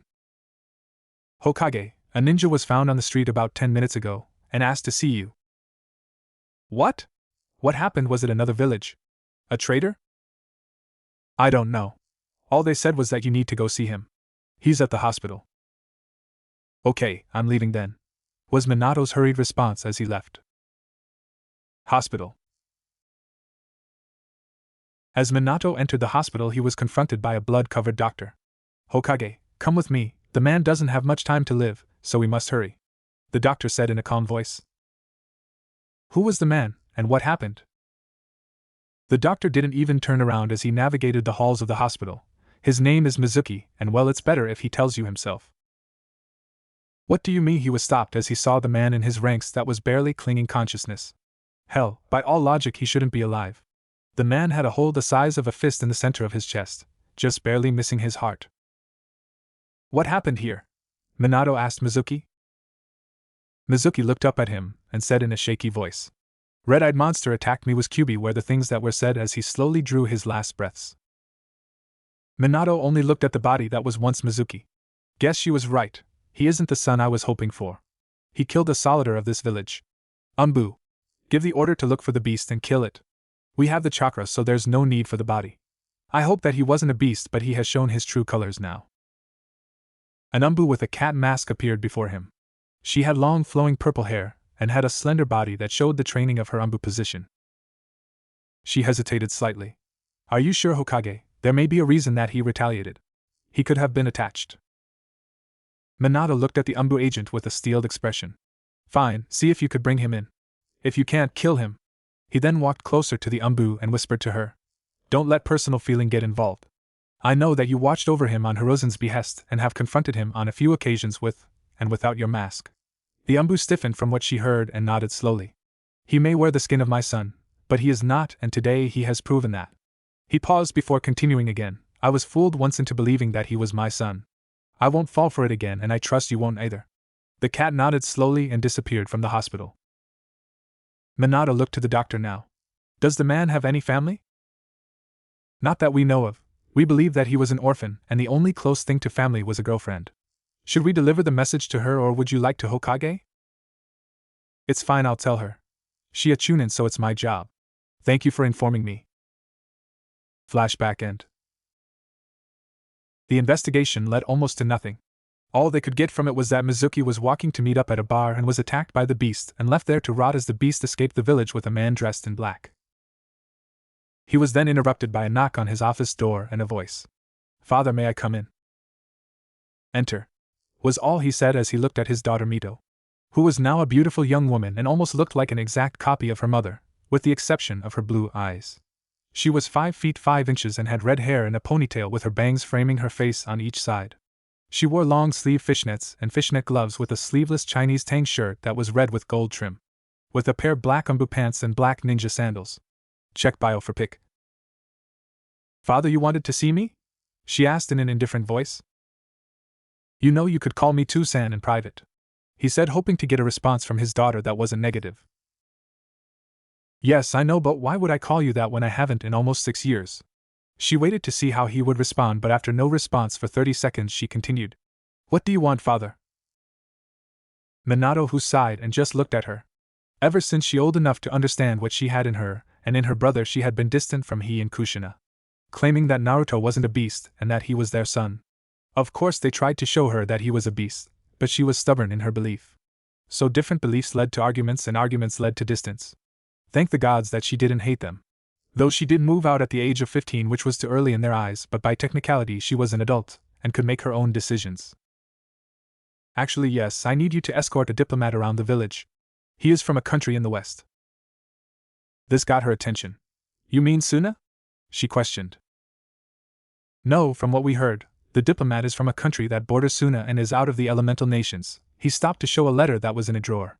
We received a letter from the country saying that they have gotten out of a long war and are opening their boards to all countries in the West and here in the elemental nations for a games of sorts. They call it an Olympics. They're sending this diplomat to all the countries in the elemental nations in hopes to convince us to come. I've heard that most if not all the villages are going and are even sending competitors. Mito looked at her father confused. Okay, I understand the seeing the village part, but why tell me all this other stuff? That's because I want you to be a competitor in one of the events that they're going to offer.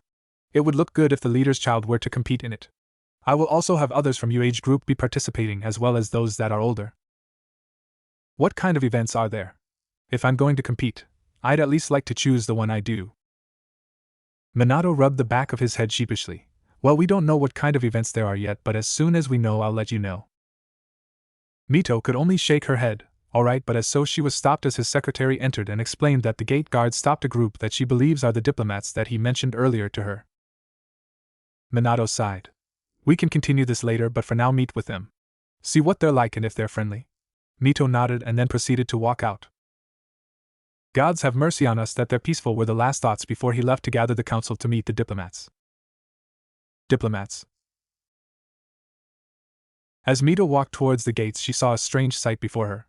It was a group of 5 people, 2 wearing formal-looking clothes while the other 3 wore servant uniforms. Sir, I'm sorry we can't let you in yet. We have been ordered to wait for an escort for your group. Oh, pretty please. Why can you just let us in? We'll be good boys, said a teen boy. Aloys, shut it already. Almost all the villages were the same. What makes you think this one would be any different? Now just shut up already. Oh, you're so mean to me, Seal. Remember, I almost got us into that sand village when I put my charms on that one girl. Oh, and her flinging you into the sand with her fan really meant that she loved you. Both stopped arguing as both had their ears pulled on by what looked to be a maid with tan skin, straight lavender hair, and a maid uniform that was indigo. Both of you, would you please show some dignity? We are meeting others from a different county. I was expecting this out of Aloys, but you, Seal. I'll just say that I'm disappointed in the both of you, but I am more upset with you too, she said, looking toward the 2 other servants. Both being very tall and handsome with fair complexions and wearing black butler suits, with one wearing glasses. The one named Seal looked to be 16 and had dark navy blue hair with the same colored eye on the left side, but the right was covered with a black eye patch. He was only a little taller than herself, standing roughly 5 feet 6 inches with a black long coat, while under he wore a black waistcoat and wore black pants. The other one that was arguing with him, Aloys, looked to be also 16, had platinum blonde hair with baby blue eyes and stood about 5 feet 8 inches. He wore something similar to the now named Seal. He had a purple long coat with a dark green waistcoat underneath. He also wore long pants with knee-high heels. The 2 butlers that had been called out only looked at the woman and gave a slight shrug with barely noticeable smiles. Though the one without glasses spoke first. Hannah, they're older and I can't see why they can't handle themselves. The now named Hannah gave a deadpan stare at the butler who talked. You out of all people are telling me this, and don't you even speak Claudius? You're the same way as Sebastian. I think you two just like to see them get in trouble with me. It was silent for a moment before the one named Sebastian replied in a suave way, I wouldn't lie and say it's not amusing to watch. Ha, I was right, you always did leave when she would come around when me and Aloys argued. My lord, I would never do such a thing to you. It is my job to protect you and serve you till the end of time, Sebastian said as he got down on one knee. This also got the one named Claudius to kneel in front of Aloys.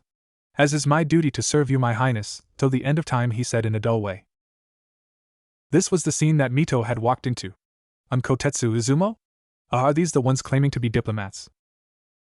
Yeah, was Izumo's reply. Well, my father said that I'm to show them around the village. So let them in and I'll take them off your hands. Okay, Mito, but if they cause any trouble, we're pointing the finger at you. It's alright. She then looked at the group that looked to recover from whatever they were doing. Alright, let's go. I'll be showing you around the village. At that moment, the one named Aloys walked up to her and took her hand, surprising her. What a beautiful lady you are. What is thy name, madam? Mito quickly pulled her hand back and blushed from the embarrassment. Not many of the boys she grew up with had the balls to do what this 16-year-old did, but that's probably because they don't know who she was or who her parents were. I'm Mito Uzumaki, was her calm reply. Uzumaki? I've heard that name before. Oh, are you a member of the Uzumaki clan I've heard so much about? Aloys asked. This confused Mito. How did two foreign diplomats from a country that had had no relations with the elemental nations know of the almost extinct clan? Hell, she didn't even know it was a clan until a few years ago, when her mother told her about where she grew up. Yeah, but how do you even know of that clan? They've been almost extinct for years now. How would you know of them? Seal was the one to speak this time.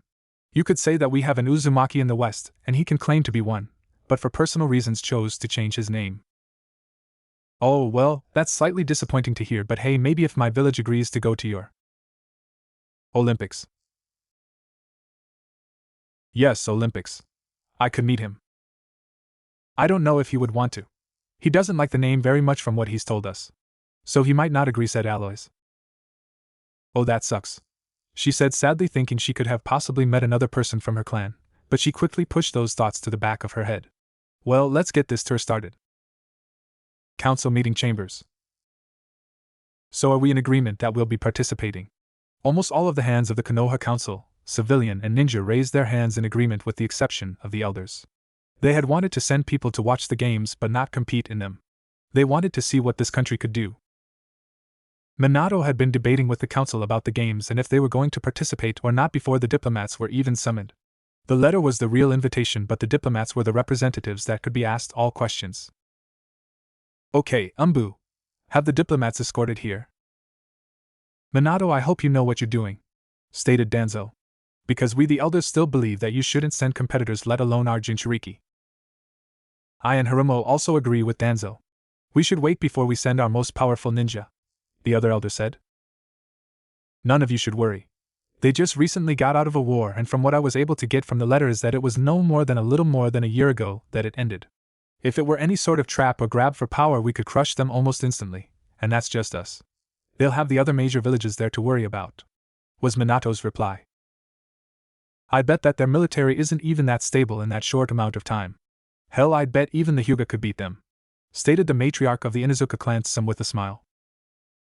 A tick mark appeared on the Hyuga patriarch Hayashi. Are you saying what I think you are, Inuzuka? Oh, whatever could you mean, Hayashi? Was some sarcastic reply. Minato only sighed and shook his head. This was normal with the clans. He never minded a bit of friendly competition in the council, but sometimes it just wasn't appropriate like now. He was about to stop them, but his words died in his throat as he heard the door open and a calm and almost mocking voice spoke. I would love to see you both try.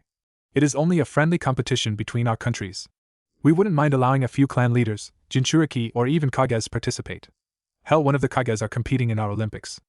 I couldn't tell you which event for privacy reasons, but they are competing all the same, said a teenager with navy blue hair. And you are? Questioned the Hyuga clan head.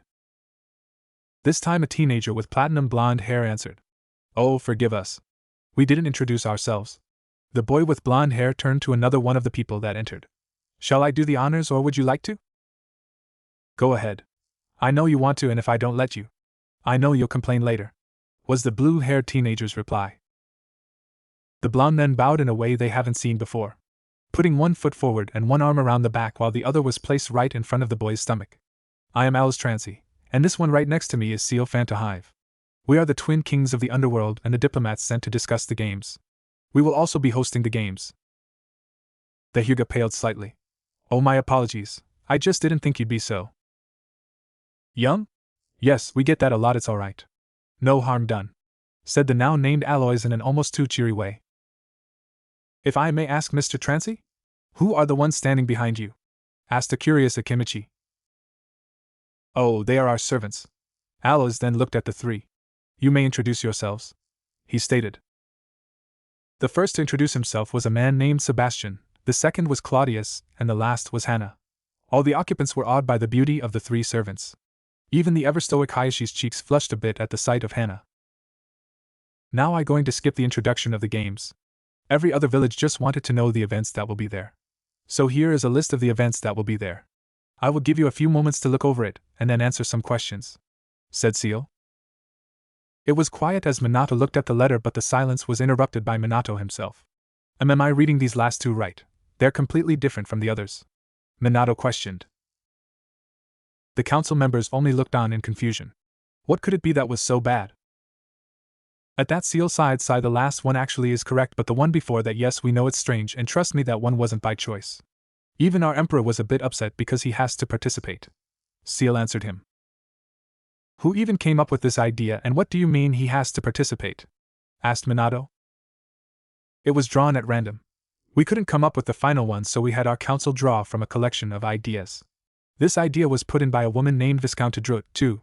She said something about how the beauty of humans should be something to never hide.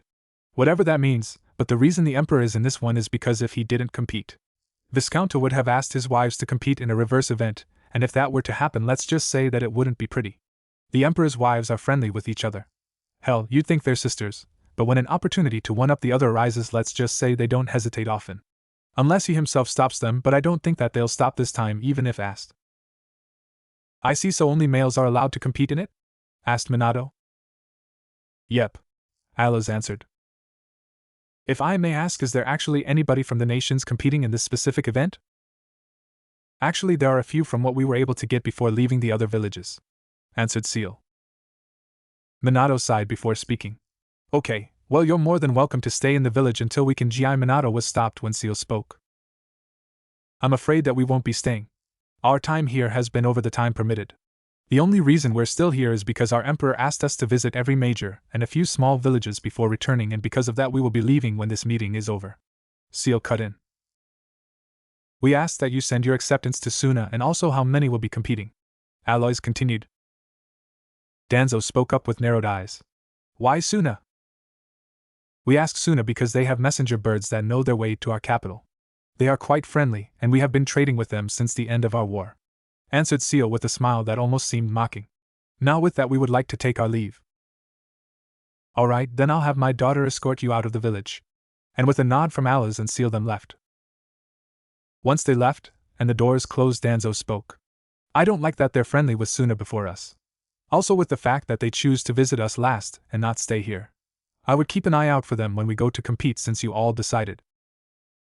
I can understand being friendly with other countries before us, but I don't understand the other reasons, you old bat, was Tsum's response. It can mean that they didn't want to come here. Meaning that they don't see us in a good light. Why?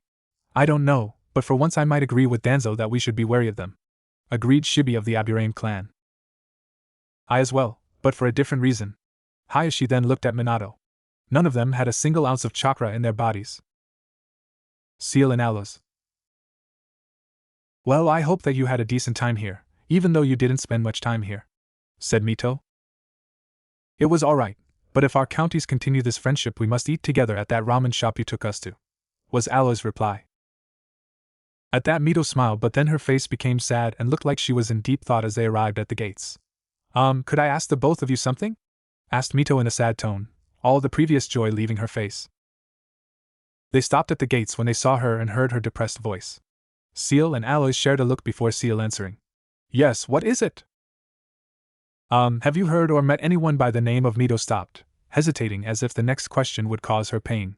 Have you heard the name Naruto Namikaze anywhere in the West? Seal answered after taking time to think, judging by the way his body stood. I'm sorry, we haven't. But if we do, I'll be sure to tell you at the games. He answered her. Oh, okay then. It was nice meeting you, she said, still showing her sadness in the tone of her voice, and with that they left the village hidden in the leaves. So do you think that Naruto will be happy that his twin still loves him and misses him? Asked Alice as they got farther from the village. I can't say with certainty, but I think he will. Though there's one I do suggest we watch out for. At least out of the council. Seal answered. Oh, so you think so too, don't you? The man that was all bandaged up. Yes, him. He seems off, and I know Sebastian felt it. Same with Hannah and Claudius. Yes, my lord. I felt something strange about him, but it was more his soul that was off, answered Sebastian. Yes, his soul was as black as the night.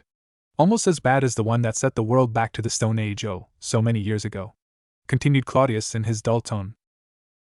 Agreed, Hannah answered. Do you think the Naruto would let us have his soul if we asked nicely? Asked Alus. Maybe. That is, unless the man does something to him first, but even then he just may give it you to. If he's in a good mood, Seal said, not showing any sign that he cared. Oh, I hope he does.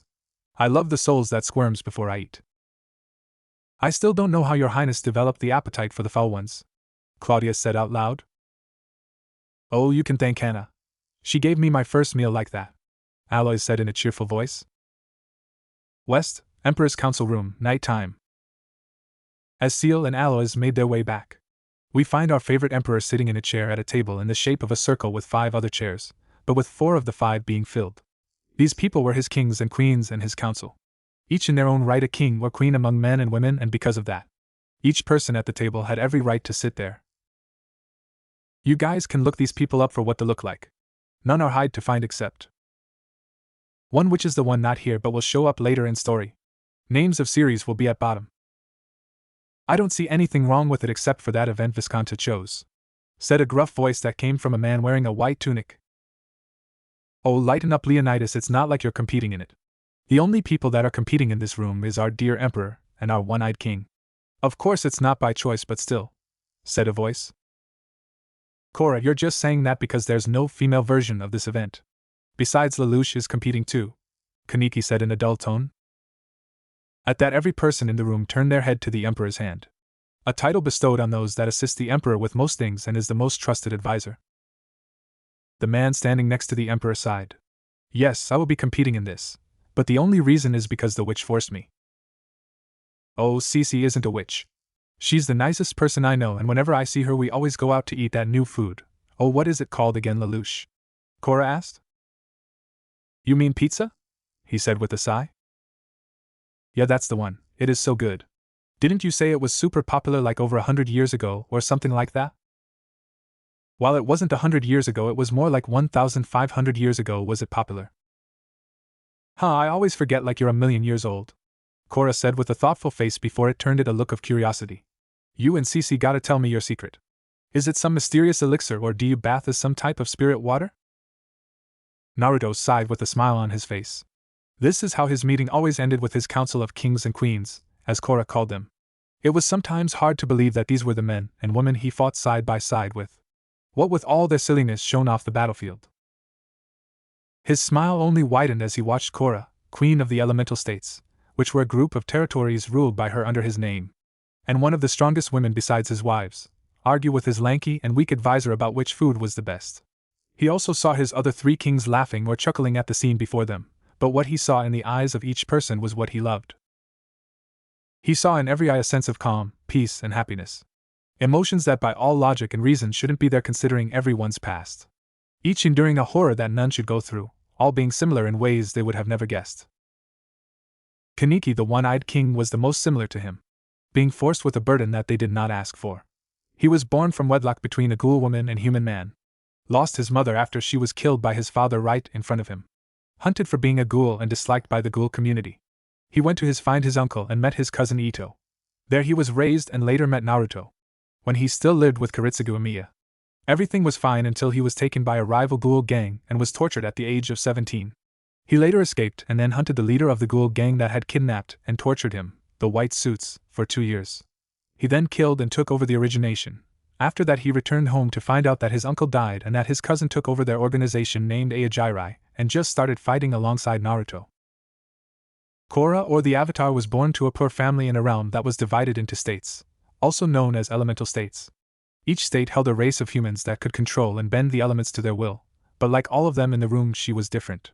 She had the ability to bend all the elements, and some sub-elements, and because of that, all the states went after her to use her as a weapon in the hopes that their state would rule the others, though that never happened. Her parents were later killed because she didn't cooperate, and because of that she went on a rampage at the age of 18. She then started a rebellion that was made up of all types of bender and fought against the states.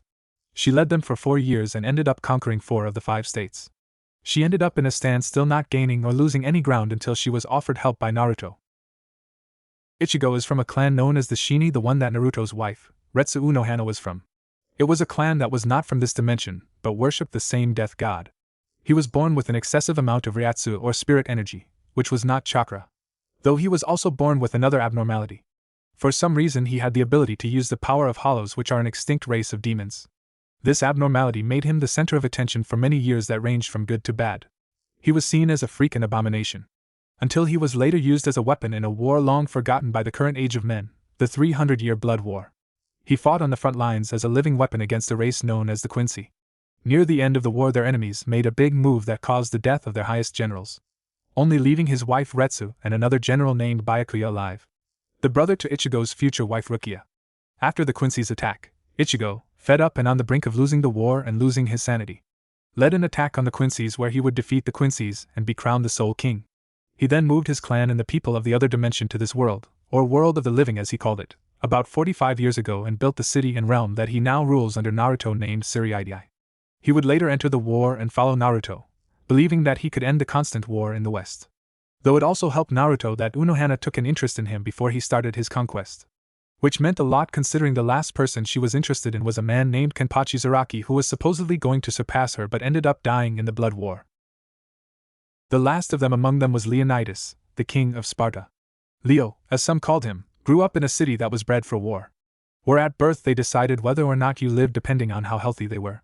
If they weren't healthy they would throw the newborn off a cliff that was near the city, but if they were torn away from their family at the age of 7 to begin their grueling training. They would have the children fend for themselves and encourage Sealing to feed themselves. They would train them until they could not stand. Though there was a difference in how Leo was treated, for he was the son of their current king, and because of that he was expected more from. So much more that his father actually tied him up and took him to a nearby mountain range to leave him and make his way back home. On the way back he encountered wolves and other predators, while having to deal with the cold of the mountains, but there was one predator that hunted him relentlessly. The predator was a black direwolf that had supposedly been causing trouble for nearby villages. Leo tried to track the beast but had no success. Until he was close to the base of the mountain and near the edge of the forest that surrounded it. There the beast appeared before him and challenged him. Leo had won and then returned home wearing its hide as a cloak and its skull as a mask and trophy.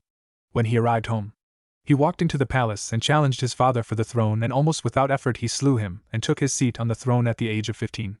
15 years later though Naruto would come along and would face him in single combat, beat him and earn the respect of Leo. Thus why Leo joined Naruto in his mission to conquer the West. These were the stories of the men and women that sat with him. Men and women that bled and cried with him. He would trust them with his life if he had to, and they would too, with anyone else in the room. These were the people that changed his life and helped him change the world around him. Oh, would you look at the time? It's already past midnight, Ichigo pointed out. Really? Asked Leo. Yes, answered Kaneki. Then I must be off to bed. I must wake early to get back to Sparta. I also have to leave early, Ichigo said. He then stood and watched everyone else do the same. Alright then, this concludes the end of the final meeting before the games. The games will be in 1 month, Lelouch said and then looked to Naruto. Naruto opened a golden ripple and stuck his hand in only to pull out a golden pitcher of wine and then 6 cups. He then poured wine into each and gave each person a cup. He raised the cup and in a loud voice said, "To you, my kings and queen, I drink, and to the West. May we prosper as people and as a country." "To the Emperor and the West," was the response he received before they all downed the wine and slapped their cups down onto the table. With Naruto in throne room. "Naruto, calm down," said a soothing voice that came from Kurumi as she sat on the armrest of his throne. "I am Kamrumi. I don't know what you're talking about." "Papa Den, why is your leg shaking so much?" Nell said with an innocent smile. "That's because Papa is nervous, little one," answered Retsu as she walked in from another room to see Naruto sitting on his throne with Nell on his lap and Kurumi on the armrest, each dressed in formal clothes. Naruto wore a black kimono that had a thin white stripe design, with the stripes going up and down the kimono, while Kurumi wore a red loose-fitting kimono that was designed with small white flowers, and showed off a bit too much of her bust for Retsu's liking. Finally, Nell wore a teal kimono with blue cornflower flower designs and all the while having her cracked skull mask on her little head. Naruto sighed. "I'm not nervous." But his slightly shaky leg gave him away. Kurumi hugged him from where she sat. "Naruto, it's alright to be a bit nervous. This is the first time that you'll be seeing anyone from the village. Just remember that we will always be with you. Please, my love.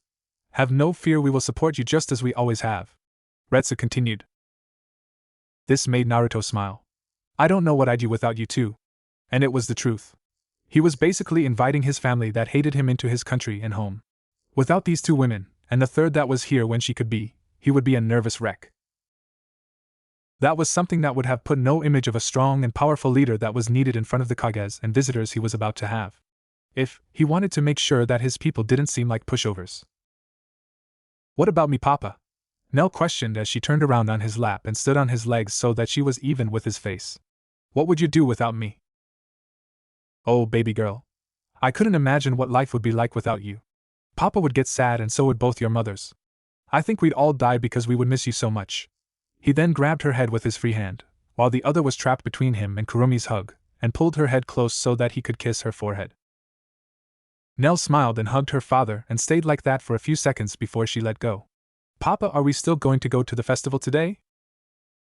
Yeah, we are, but first we're going to meet up with Uncle Ken and Ichigo and Auntie Tuka and Rukia at the pastry man's store. Really? That means we'll see Kuro and Shiro. Yep, but how are we supposed to leave when you're still on my lap? He asked with a slight chuckle. At that, Nell blushed from embarrassment and climbed off her father's lap. This also got Kurumi to let go and get off the armrest, so that they could leave the palace. As the four walked to the door, they were stopped by a voice. My lord, everything is taken care of. I asked to be excused for the day if that would be all right. Walter, I told you already that you don't have to call me lord or anything, and I told you today you had the day off, Naruto said with a sigh. Walter was a young man around the age of 17 who had a thin, but lean build and was around the height of 5 feet 8 inches. He had long black hair that was pulled into a short ponytail. He had a pale skin tone with gray eyes and wore a dark gray dress shirt with a black dress vest over it and a red tie with normal dress pants. If I couldn't finish today's workload before my own free time, what kind of butler would I be? The three adults could only give a deadpan stare at his words, with only Retsu answering finally. Sebastian has been a very good influence on you, she said with a smile. Naruto sighed. Yes, Walter, you can take the day off. Then Naruto smirked. Just enjoy yourself and say hi to Ichika for me. Tell her that her dear uncle misses her so much. At that comment, Walter blushed. WW, what do you mean? I know of no such woman. Oh? Then why, when the Kurosakis come to visit, do you run off when you're finished with your work, or you request to take off? Naruto watched as his butler began to slightly squirm under his gaze, while trying to explain that he had important business on those days. But Naruto, he saved him when he raised a hand motioning him stop. Walter, I do not care how you spend your off time or who you choose to spend it with. All I ask is that you do not let Ichigo or Rukia find out, because the moment they do, I can promise you this, that either A, you will suffer untold pain at the hands of Rukia, or B, I will have to bury my head butler if Ichigo finds out first. At that, the young butler paled and shook a little, because the people that knew the Soul King personally knew that he was very protective of his daughter. Though he was eased only a little after the next thing his master said. Though you shouldn't have to worry. Ichigo can be an airhead sometimes. Oi, who you callin' an airhead? At the sound of the newcomer's voice, Naruto and his butler stiffened, while Naruto's wives placed a hand above their mouths, trying to keep in their laughter, while Nell looked on confused. And no one, Ichigo. I was just talking about this performer I once met that acted like an airhead. Oh really, what was the name of this performer? Asked a slightly ticked off Ichigo. You know, as he tried to think of a name to save himself. Ichigo's wife, Rukia, stopped her giggling and saved him. The woman was short in stature at around 4 feet 8 inches, with black hair that went down to the middle of her back and framed her face. She wore a white kimono that was so white it looked as if the silk were actual snow, and to complete her dress she had a white hairpiece that looked like icicles on the side of her head. Ichigo, I think they're talking about that Chaplin performer that's recently become a big hit, she said with a smile. Charlo. The guy dat falls over a lot? You mean dat guy? Nell yelled in excitement, oblivious to the fact that her speaking saved her father and butler. Yup. The very one, Naruto says with a nervous laugh. Oh, he's so funny. I like him, Nell said again with a grin on her face. Though that grin soon turned into laughter as a young woman appeared behind her and scooped her up into her arms. The young woman's name was Ichika, daughter of Ichigo and Rukia. The young woman stood at a middle height between her parents at around 5 feet 4 inches, with purple eyes. She had her orange hair bound into a high spiky ponytail at her back and wore a white kimono with a red spider lily pattern. Oh, how long has it been since I last saw you, my little goddaughter? Nell giggled and laughed as the young woman tickled her while she held her. Stop, Sika. I can't breathe. She managed to get out as she again started to laugh from the tickling onslaught. Oh no, you don't. This is payback for last time. You changed my shampoo to green hair dye last time you were over, she said in a playful yet slightly angry tone as she continued the tickling. Do you know how long it took to get that out of my hair? This time she stopped in her tickling to look at her goddaughter, waiting for an answer, while Nell tried to regain her breath. A day? She asked innocently while looking away. Nell received no answer. So, she decided to look up at her godmother's face. What she saw scared her. Her godmother's upper face was shadowed with hair that was not there, only allowing two white orbs that were eyes to be seen and a smile that stretched from one side to the other, allowing her face to have a deranging-looking smile. The face terrified Nell and even unnerved the adults a bit. For a week. My hair was green for a week. A week. So, for that I'm not going to stop tickling you until you promise to stop playing pranks on me. So she continued her tickling onslaught again. Okay. I promise no more pranks, Nell yelled while panting, trying to regain her breath from her godmother's tickling attack. You promise? Ichika asked again. Yes. Humph, I'm going to hold you to that, little missy, she said and put Nell down. When Nell was put down, she rushed to her father's legs and hid behind them as she poked her head out from behind him to see if her godmother gave chase or not, and to her relief she didn't.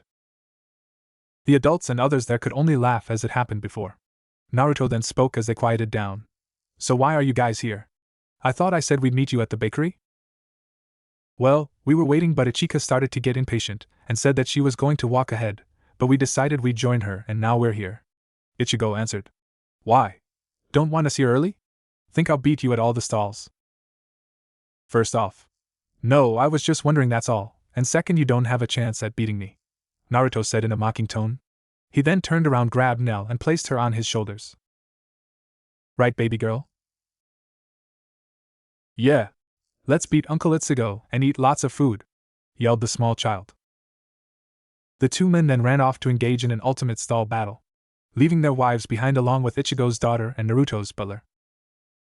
Sigh, I swear he's going to be the death of me, Rukia said with a small smile on her face. As Naruto and Nell will be ours. I agree, Retsu agreed. Should we follow? The three wives then each took up a thinking stance. Sure, why not? Could be funny to watch, Kurumi said with a shrug of her shoulders and began to walk after them at a leisurely pace with the other two following her. Well, that was interesting, Ichika said as she and the butler were the only ones left at the entrance to the palace. Quite. So, what you say we try some of the stalls before later tonight? She said with a slight purr. I was just about to ask the same, was his confident reply, and with that they linked arms and walked towards the festival. Later that night with Mito. I know it was going to be big, but this is ridiculous. This has to be bigger than Konoha and Kiri combined. You think so? I'm not quite sure. What do you think? If I were to guess, it would be about that size, if only a little smaller. This was the talk that Mito heard from both Kiri and Konoha competitors as they got closer to the gates of the capital known as Babylon, each sizing the city up from where they were. It was rare to see two villages that always had a slightly rocky relationship work together, but desperate times called for desperate measures. They both had happened upon each other shortly after they had broken their camp this morning. The groups were slightly on edge within the other's presence, but who could blame them? Konoha had denied support to the rebels during their civil war, but that hadn't been the smartest move, because a few years later the civil war ended with the rebels on top, which almost crippled any trade between the two villages. Mito understood how they thought and accepted it, though she knew that the civilian council hadn't taken it lightly. The council wanted to swoop in and make a grab for power, but were only stopped by the ninja council and her father. Had her father and the others let the civilian council gotten what they wanted, then there would have been another world war for sure, and that was something no one wanted. So, it wasn't surprising that it was a little tense at first. Though her father and the Mizukage, whose name she learned was Mei, quickly put a stop to any possible fighting, very fast. They both realized that they were in a foreign country that they knew nothing about. No one had intel or information to share or use to give themselves an advantage. Thus, the two Kages realized that they needed to form some sort of alignment to keep their competitors alive and uninjured. This also allowed for the two villages, to a lesser degree, form some sort of bond to help for future treaties. As they approached the gates, they noticed that a mass group of people had just entered the city, and from what everyone could see it was Suna. Which meant to Mito that her friend Gara, who had become their Kazekage, was there with his brother and sister. Her and Gara met when her father hosted the Chunin examens in their village. He was a very quiet person and still is to those he doesn't know personally, Though even if you do know him personally, he was still a quiet person, but that was another matter. They had met before the first event. They weren't friends right off the bat, but as the tournament went on and as both made it to the final levels, they began to talk, if only slightly, and by the last event they had an acquaintance-level relationship. It wasn't until 3 years later, after she returned from a 3-year training trip with her godfather, was she able to call Gaara a friend. When she was sent to Suna for a diplomatic mission that was to help secure trade for her village with their new Kazekage, which happened to be him. As the Suna group moved on, she caught a glimpse of Gaara looking back at her, and only nodding when he realized she saw him. This was to show that he acknowledged she was here and was away to greet her from afar. She then watched as the two Kages and everyone else began to follow the Suna group until they were stopped by 2 people. The first was a handsome young man that appeared to be in his early 20s and stood around 5 feet 8 inches. He had short, messy purple hair that bordered on black and was pulled into a short ponytail. He had blue eyes that almost seemed to glow with the fading sunlight and had very light skin. He also wore a plain black kimono with black sandals. The second was a young girl that was petite with pale skin and straight black hair that was chin length. She had dark purple eyes similar to her mother's, and wore a yukata that was white and had a sash that was red. "Halt. Speak your names," said the young man. She watched as her father and the Mizukage began to introduce themselves and their respective groups. This got her to look over her own group. The group consisted of many faces that she was familiar with, ranging from the classmates that she grew up with, which were known as the Konoha 12-1, and the senseis that taught them, including her second sensei Jiraiya. Some of both the civil and shinobi council, a few normal umbu and undercover umbu, and 2 of the elders, them being Danzo and Hamura. Mita looked at the guards. "This proves that they have strong warriors here," spoke her friend and squadmate, Sasuke Uchiha, into her ear from behind her. This made her turn to the guards. Both seemed and didn't seem to be on guard. The man held the look of a trained killer in his eyes, but possessed no weapons.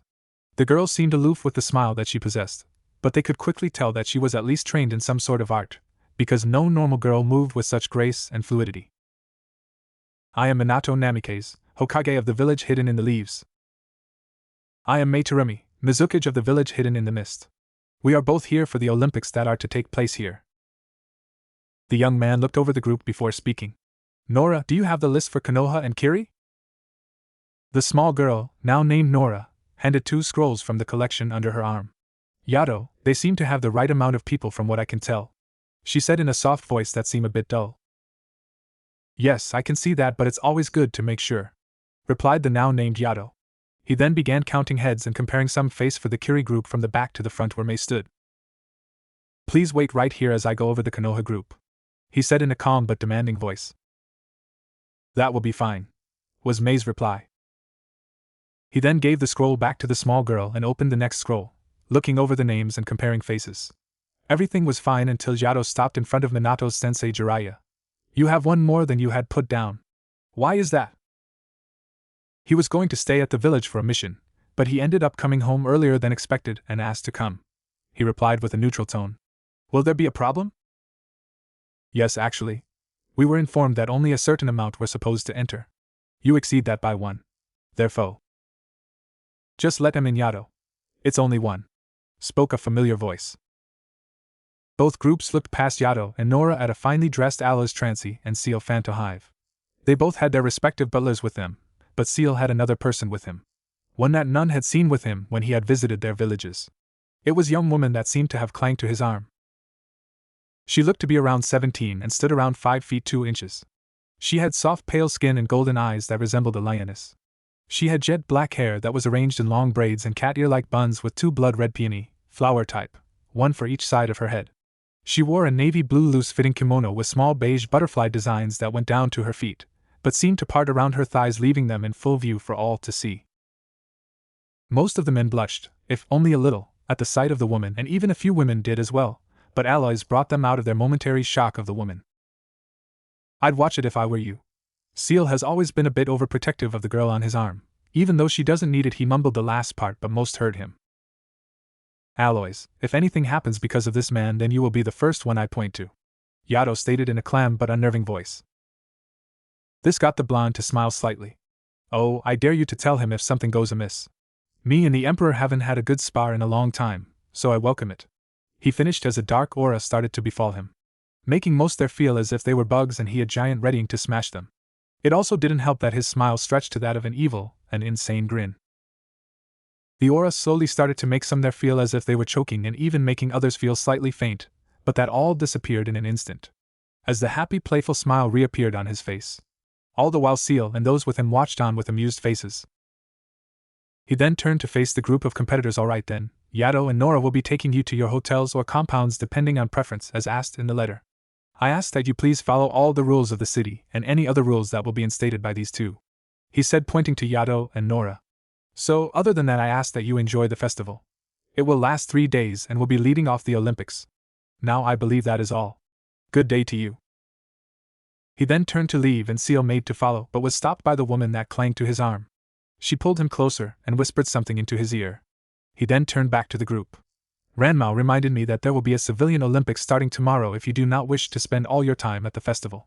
He then turned with Ranmao still attached to his arm and walked to catch up with Alois. You are lucky that Alois was here to allow you to enter the city, because if he wasn't I would have left the man outside the city. Please know that it is not a grudge or malice towards you, but my job that makes me do this. I do not want personnel that we know nothing about to enter our capital and cause problems. Mito commended the man's sense of duty, because she knew that sometimes there was no other way to act when it interfered with your job, especially when it came to the safety of a city. She was also sometimes put into similar positions when on a mission where she had to choose. Now Kiri, I ask that you follow me and I ask that Konoha follow Nora. We will be leading you to your temporary residence. Mito saw her father nod and began to walk, following the small girl. Please follow me, Nora said in a sweet voice. You will be staying in one of our guest compounds. As they walked into the city they saw that the festival that Alois talked about was in full swing. The festival was full of laughter and cheers of joy. Children ran around from stall to stall with parents talking and following behind them. Cheers from what looked like bars and other restaurants that were further down and along the buildings. All in all, the city was in a happy and joyous mood that left even them, newcomers and foreigners, wanting to join in on the fun that the festival had to offer. This is normally the market district. This is where the festival will be for the most part. There will be a more adult festival in the district over on the last day before the Olympics, and the civilian Olympics will be held in the same district tomorrow, and the day after if you why. At that moment Nora was interrupted as a small green child ran into her. I watched Nora. Help. Hide me. The girl then ran behind her, allowing her to be hidden from the way she came. The competitors looked at the girl that faced them, trying to hide from whoever was chasing her. The girl then noticed that she had an audience in front of her and decided to smile and wave at her audience. She then made a shushing motion to the group, making the female competitors gush to themselves about how cute she was, and some of the males chuckle at her antics. Some even waved back discreetly, not wanting to be the one to reveal the cute little girl. Just then the group saw 2 more girls walk onto the scene, both dressed in kimonos, one with white and black trim, while the other had a black and white trim on, with puzzled and playful looks, each one looking for what everyone assumed was the green-haired girl. They then noticed their guide and walked closer. Hey Nora, they said at the same time. Hello Shiro, hello Kuro. How are you both? She said with a smile. We're both fine, said they, guess because of the white hair, Shiro. Kuro spoke up then. Nora, have you seen Nell? We were playing hide and seek with Mom and Dad. They found us, so we just have to find Nell. Nora feigned a thinking pose, as if thinking extremely hard on whether she saw the girl before answering. I'm sorry you two, but I have. But she never finished because a calm but playful voice spoke before she could finish. Nell, I see your feet poking out from the side of Nora's yukata. This got the now named Nell to pout cutely. Uncle Ken, I thought I was your favorite niece? The man that had spotted the girl chuckled slightly and walked towards them. A few of the younger female competitors in the group blushed slightly from the sight of the man. The man had a very handsome face, and what the open part of the kimono plain black showed, had a lean but muscular build. He had pale skin and snow-white hair, and had steel-gray eyes. Nell, you're my only niece, he said with a deadpan stare, but quickly lightened up. Now let's go, your father is waiting for you. He said that they're going to stop at the last stall for some sweets before they head back home. What, but the sun just set? This time a woman spoke up. When the group saw her there were several blushes. The woman looked very young and beautiful, with her lightly tan, almost pale skin, sickly black hair and blue sapphire eyes. To add to her beauty, she wore a plain black kimono trimmed with white, that hugged her body, allowing her curves to be seen if you looked closely. Come on Nell, your father, Kurumi, the Kurosakis and Kanikis are waiting for you, said the silky voice of the woman. But Mama, I still want to play with sure, and Ku Nell whined cutely. No, don't worry about that. They're coming by to stay a little. Really? She asked excitedly to the man she named Ken. Yes, Nell. We'll be staying for a bit. Yay! She shouted and jumped up and down. She then stopped and grabbed the two girls by the hand before running off. Sure, Ku, come on, let's go. Everyone there smiled. Even the ever-stoic Aburaim Shino had the hint of a smile on his face if you were to see past his hood. The woman that was there then tuned to the group of people. I'm sorry about that. My daughter can be a handful sometimes. Oh, it's no problem. I remember when this one was growing up and how full of energy she was, Minato said while pointing a thumb over his shoulders at Mito that was a few feet behind him. Said girl pouted slightly and her mother, who was standing next to her, giggled into her hand while watching her daughter. Yes, they do grow up fast, was Retsu's reply. Now excuse me. I must go and make sure that my husband and my friend's husband don't destroy anything, she said and turned to leave. I must also go to make sure that those same two people don't do anything rash while I'm gone. Forgive me for interrupting you, Nora. He then turned and walked back the way he came. My God, who was that woman? Said a young man with feral features. She had the body of a bombshell. I think that young man was quite handsome, don't you agree, Mito? He only looks a few years older than you, said Kushina. Mom, I told you that I'm not looking right now. Plus, I think those two girls were his kids. I mean, they look similar enough to pass off. Well, you wouldn't be wrong in the sense that those two girls were his kids.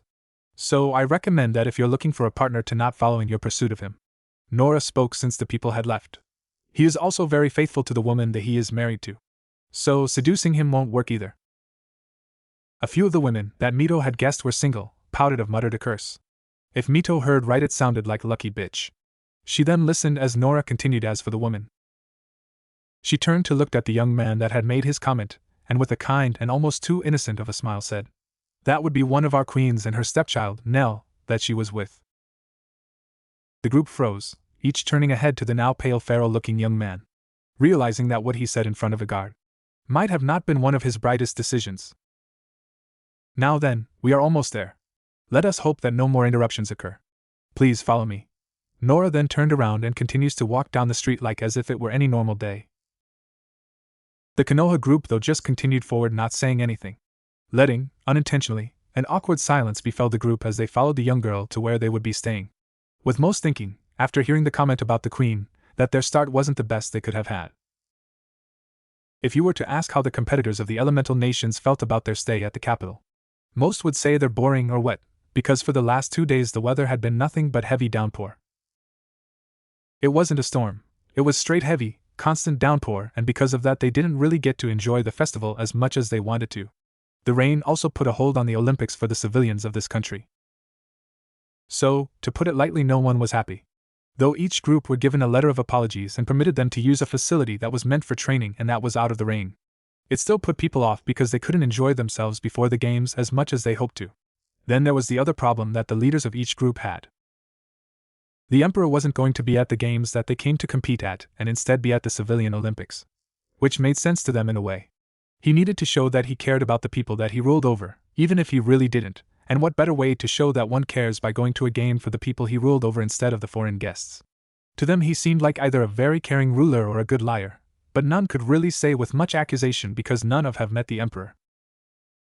That was another thing. Each hoped to gain an audience with the Emperor to discuss the place where it stood and trades that each could benefit from, and from what the rumor was, he had only met with a few leaders. Which ones? No one knew, but most had a good idea to at least one of the leaders. That being the leader of Suna, the Kazekage. These were the thoughts of Minato as he helped his daughter train for the events that she meant to participate in. She was going to participate in 2 of the 4 that they were offering. Those being a hide-seek game of sorts and the final one being one-on-one fighting tournament. He would have to say that most contenders that came for the games were going to participate in the final one, and not the other 3. With 2 of the other 3 being designed for special types of participants, and the third, well, that one was a different matter on its own. Dad, I think that's enough for today.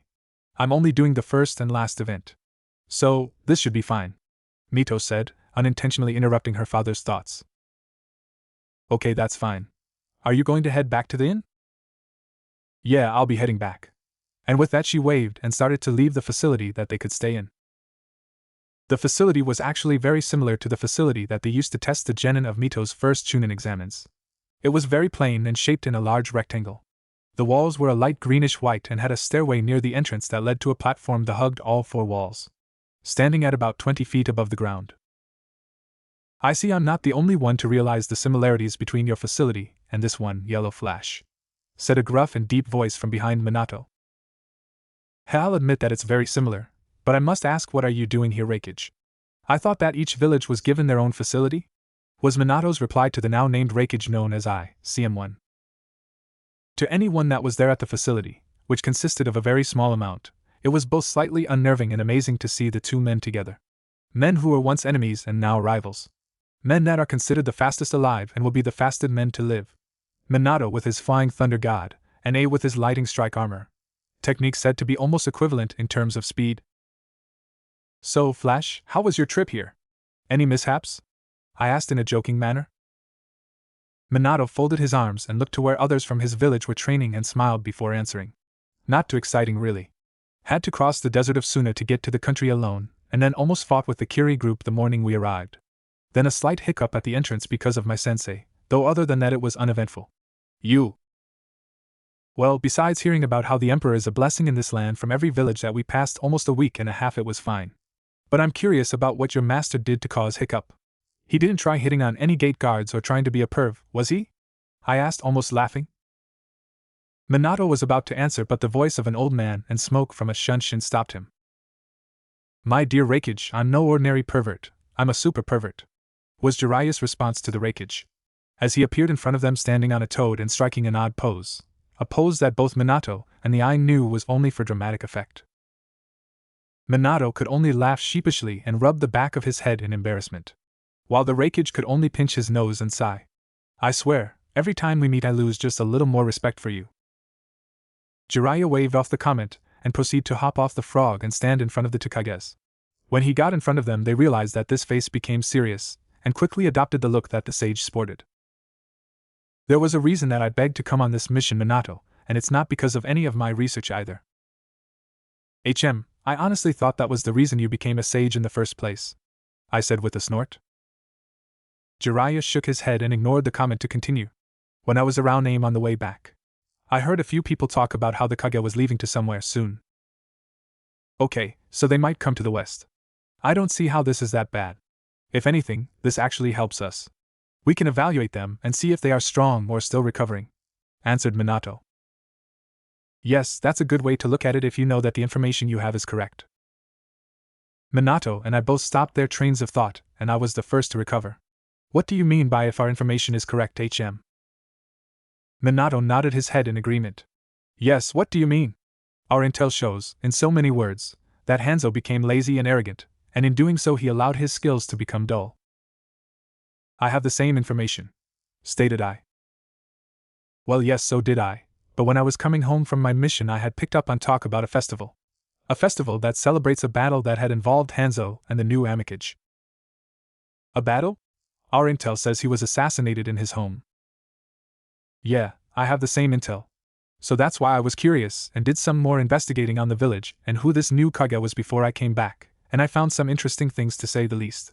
Jiraiya paused, and his face became worried, as if trying to find the easiest way to word the things he wanted to say without totally scaring them. Well, say it already. The sun will be setting soon, and there is supposed to be a feast today that the two diplomats that were giving out the invitations for the games are hosting for the competitors later tonight, and I wish to get ready soon. Jiraiya looked at the Reikage and in a calm and cool voice said, The Kage that defeated Hanzo, and is most likely coming here, is not just any rinky-dink assassin. Well? Sensei, who was it that killed him then? Minato asked quietly. Jiraiya paused and looked away from both his student and the Reikage, sporting an expression that showed a conundrum of emotions that varied from happiness to sadness and regret. Though after taking a moment to compose himself he looked to the two Kages now showing no expression and presenting a calm face. The man that killed him and the current Kage of AIM is a student of mine, who I trained during the last war. Though Minato on the inside was shocked and couldn't bring himself to say anything, the Minato that was in front of his master and his fellow Kage showed no sign of being affected, only showing a calculative look. I shared the same look that Minato was giving but decided to be the first to speak. What was so special about this student that you can so easily believe it to be him? Jiraiya looked uneasy at the question that was asked of him, debating whether it was alright to say why in front of another Kage, even though said Kage was on friendly terms with his student Minato. He looked to Minato and after seeing a head nod he spoke with a sigh. The reason I know he defeated him is because the student I am talking about is in possession of an extremely powerful Dijitsu. Don't tell me it's a member of the Uchiha, was Minato's quiet and quick response. Jiraiya snorted. Minato, I wish it was an Uchiha. It would be a lot easier to deal with. And no, it isn't a Byakugan user. I snorted in response and crossed his arms over his chest. If it's not the Byakugan or the Sharingan, what could be possibly more dangerous than that? Again, Jiraiya paused almost as if afraid to say the name.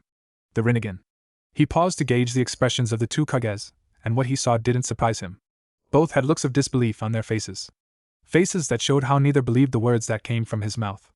And it was that reaction that made Jiraiya chuckle humorlessly. My student's name is Nagato, and he is the only person in human history to possess the Rinnegan beside the Sage of Six Paths. With Mito, sometime after sunset. Mito, you look so beautiful. If you weren't turning heads before now, you definitely will be, said the voice of her mother. Mom, Mito said with a sigh. You look beautiful. You'll have suitors lining up from here to Konoha. Mom, I told you already that I'm not looking for anyone right now. She paused. And plus, most guys don't have the balls to ask or say anything. Almost everyone that's from the elemental nations knows how I am with guys. I'd say most are afraid even to talk to me. It was true. While she was considered one of the cutest, or most beautiful in her village, guys were just too afraid of her and the family she belonged to. It didn't help being the daughter of not only one, but two of the strongest ninjas in the village, and goddaughter to two of the three Sannin. The few that are brave enough are scared off by herself. Though those were on purpose. She just didn't feel ready to see people that way yet. Yeah, she had friends that were guys and she was pretty sure one or two of them liked her that way. But even if they asked, she didn't think she would be able to say yes. She for one valued her friendship with all her friends, and she's seen some friends that were couples never talked to each other after they tried to date. So, she tried to stay away from it. Well, either way, you still look awesome in that yukata, said one of newer people in the room. Mito turned around to see her two best friends, Ino Yamanaka and Hinata Hyuga, as they entered the room, and then a look that told her that she didn't want her here anymore. Her mother sighed. Alright, that's it for me. I'll leave you girls to your devices and I'll meet you girls at the feast. And with that, Kushina left to get ready herself. She turned back to her friends before responding. You guys don't look so bad yourselves. Her friends both smiled while looking down at each of their own yukatas. Hinata wore a light purple kimono that with no designs and had a grayish-white obi that went around her midsection to keep the kimono in place. The only design that she had that was a part of her kimono was a little button on the front of the obi that was painted and in the shape of a yin and yang symbol. Ino had a similar yukata to Hinata's. She had a kimono that was dark purple with yellow flower designs that were at both the top and the bottom of the kimono. She also had a light yellow obi that went around her midsection. Though unlike Hinata's, this obi had no design. I feel as if I missed the memo on color coordinating, Mito said as she laughed into her hand. Yeah, ours look nice, but come on. You look like a freaking princess, though I guess in a way you are, but that's beside the point. Hinata is an actual princess, and you're outdoing her without even trying. No offense, Hinata. Hinata shook her head and chuckled. It's fine, Ino, but really, Mito, you look very nice. At that, Mito blushed a bit from the compliment. Thanks, but it's nothing special really. Mito then looked down at her yukata. To her, it wasn't really anything special. It was a kimono that went from black on top to a very dark red as it neared the ends at her feet, and was trimmed out with a mixture of black and dark reds. The obi that went around her midsection was a beigeish yellow. She also let her red hair down, which had grown to around her mid-back since Seal and Aloes had visited. To her, she felt both naked and out of place with what she was wearing. She was never one to dress up for things like this, and because of that she often avoided political missions altogether. To her it was odd not having a single weapon on her person. Really, nothing special. Girl, you're going to have guys looking at you all night. I hope that the guy you dance with, if there is any dancing, wore steel-toe shoes. 'Cause all you're going to be doing is stepping on his toes. Ino laughed. That won't happen, I'll have you know that I'm an excellent dancer, was Mito's red-faced reply. Oh, stop that, Ino. If you keep embarrassing her, the gentleman won't be able to find her because her face will blend in with her hair," Hinata said with a giggle. Again, Mito blushed but let the comment slide. "So, are you girls ready then?" Both Ino and Hinata nodded their heads, signaling that they were ready, and with that they left the compound that the Konoha competitors were allowed to stay in. As they exited, they had noticed that the constant rain had seemed to have stopped for a while, and because it had stopped, they finally got to see the city as they should have. The city was once again celebrating the festival that should have been going for 3 days, and even now, when the festival was up and running again, they couldn't attend it because they were expected to go to a feast because they were guests in a different country. Even though in the invitation it said that it wasn't mandatory to go, and was just a show of good intentions and apologies for the bad weather. It's because of that she didn't want to really go, whether it was still raining or it stopped. Though the thing that ticked her off was where this feast was going to be held. The feast that they were going to was hosted by Seal and Alloys. Which she didn't mind, they seemed like good people, but it was the fact of where it was. Alloys and Seal lived in mansions that was out of the city and a bit out in the countryside. It wasn't far enough from the city gate where it would take longer than an hour on foot, but was still far enough for people to need something that the West called couches, which were essentially a fancy word for carriages. So, it was the fact that she and her friends needed to make their way to the city gates to get on a coach to get to the party or feast. They walked in silence at first, each choosing to watch the festival that they wished they could have gone to, until Ino decided to break the silence. "So you think that there'll be any guys that catch your eye, Hinata?" "I don't know. Though even if there is, I still would like to marry someone from the elemental nations. I think it would be very difficult to have a relationship with anyone from the West. Especially if something were to happen early on in our country's relationship that may provoke war." "I mean, I was just talking about dancing with someone and maybe spending the night at his or her place, if you catch my drift," Ino said as she nudged a blushing Hinata in the side. "I didn't even think of marriage." Does little Hinata have her sights locked on someone already?" Hinata stuttered from embarrassment, and blushed a redder red than Mito's hair. No, IW was just being hypothetical. Though it might sound nice to settle down with someone from the West, or maybe spend the night with someone from here. Let's not forget that, 1, if there was a marriage, then it would be with one of the higher-ups in the political world of the West. Like a councilman or some clan heir, and won't be with someone you truly love. And 2, if you did spend the night with someone, there are too many things that could lead to a political and potentially conflicted future. Like say if a girl were to get pregnant. I can almost guarantee that there would be conflict on where the child should be raised and other such things. There was a long, long silence after that, as Ino and Hinata proceeded the somewhat dark scenarios that Mito had made. "Geez, Mito, way to kill the mood," Ino complained. "Hey, I'm just being realistic here. It would be like when the council suggested that I marry Sasuke. Neither of us saw each other in that way, and Sasuke was still coming to terms with her death," Mito replied with a shrug. "Yeah, I remember when they suggested that to him. I was there to watch and learn from my father when he nearly killed the man who suggested it," Hinata said in a quiet voice. "Wait, now that I think about it, where is Sasuke? Isn't he supposed to compete in the final event?" "Yeah, I was confused too. So I asked my father about it, and he said in so many words that he, and I think a few others, were going to arrive later." And though before Ino could ask her question, they had seemed to have arrived to where the coaches were waiting and seemed to be stopped by a man in a butler's suit of some kind. "Hello, are you here for the party at the Phantom Hive residence?" The 3 girls nodded their heads in unison at the butler's question and followed the man as he ushered them into a coach that was just outside of the gate that they arrived at. As they walked, they saw others from the elemental nations like the Mizukage, and her blue-haired swordsman, and a few others from their village, such as Kiba, Shikamaru, and Choji a bit always behind them. "Now this coach will take you to the mansion. When you arrive there, simply tell the servants at the front door your names and they will let you in. And Miss Namikaze, I was told that by His Highness Aloes Trancy and Lord Phantom that they wished to speak with you." This got the girls to focus more on the butler more as he closed the door behind them and faced them through a window on the door. "And what would Mr. Aloes and Mr. Phantom wish to speak with me about?" Mito asked, giving the man a confused look. The butler in turn only smiled at the question. "It is not my place to ask questions, my lady. All the servants out here were told to tell you this if any of us were to guide you to your coach," he said, and then bowed. Mito looked at the servants and then at the others and saw that some, not all, but some were looking at her, though they were quick to turn away when they noticed her looking at them. She then turned back to the servant before her and sighed. "Cammy, if you're out there, let the ride there be quiet and not filled with questions," she thought, and then looked at the servant again. "Is that all?" The man nodded while still in his bow, and it only got another sigh out of Mito. Okay, then we better get going. And with that, the coach quietly pulled away from the gates into the open fields that surround the capital and toward the forest line that led to the mansion. No one said a word in the coach, because the expressions on two of the three girls' faces said all that needed to be said. One, an annoyed face with her hand pinching the bridge of her nose, and the other smiling teasingly at the other. Don't even fucking say. Oh, don't worry. I won't say anything. So instead of an apartment or house, you're staying the night at a mansion. God damn it, Phantom Hive Estate. While the girls were riding, the Phantom Hive Estate was in a frenzy, preparing the last things that need to be prepared, which were really only the foods that were supposed to be served. That is what the head of the Phantom Hive walked into as he walked down the main stairs that were in the entrance to the mansion. He sighed and began to walk down the stairs towards the main entrance.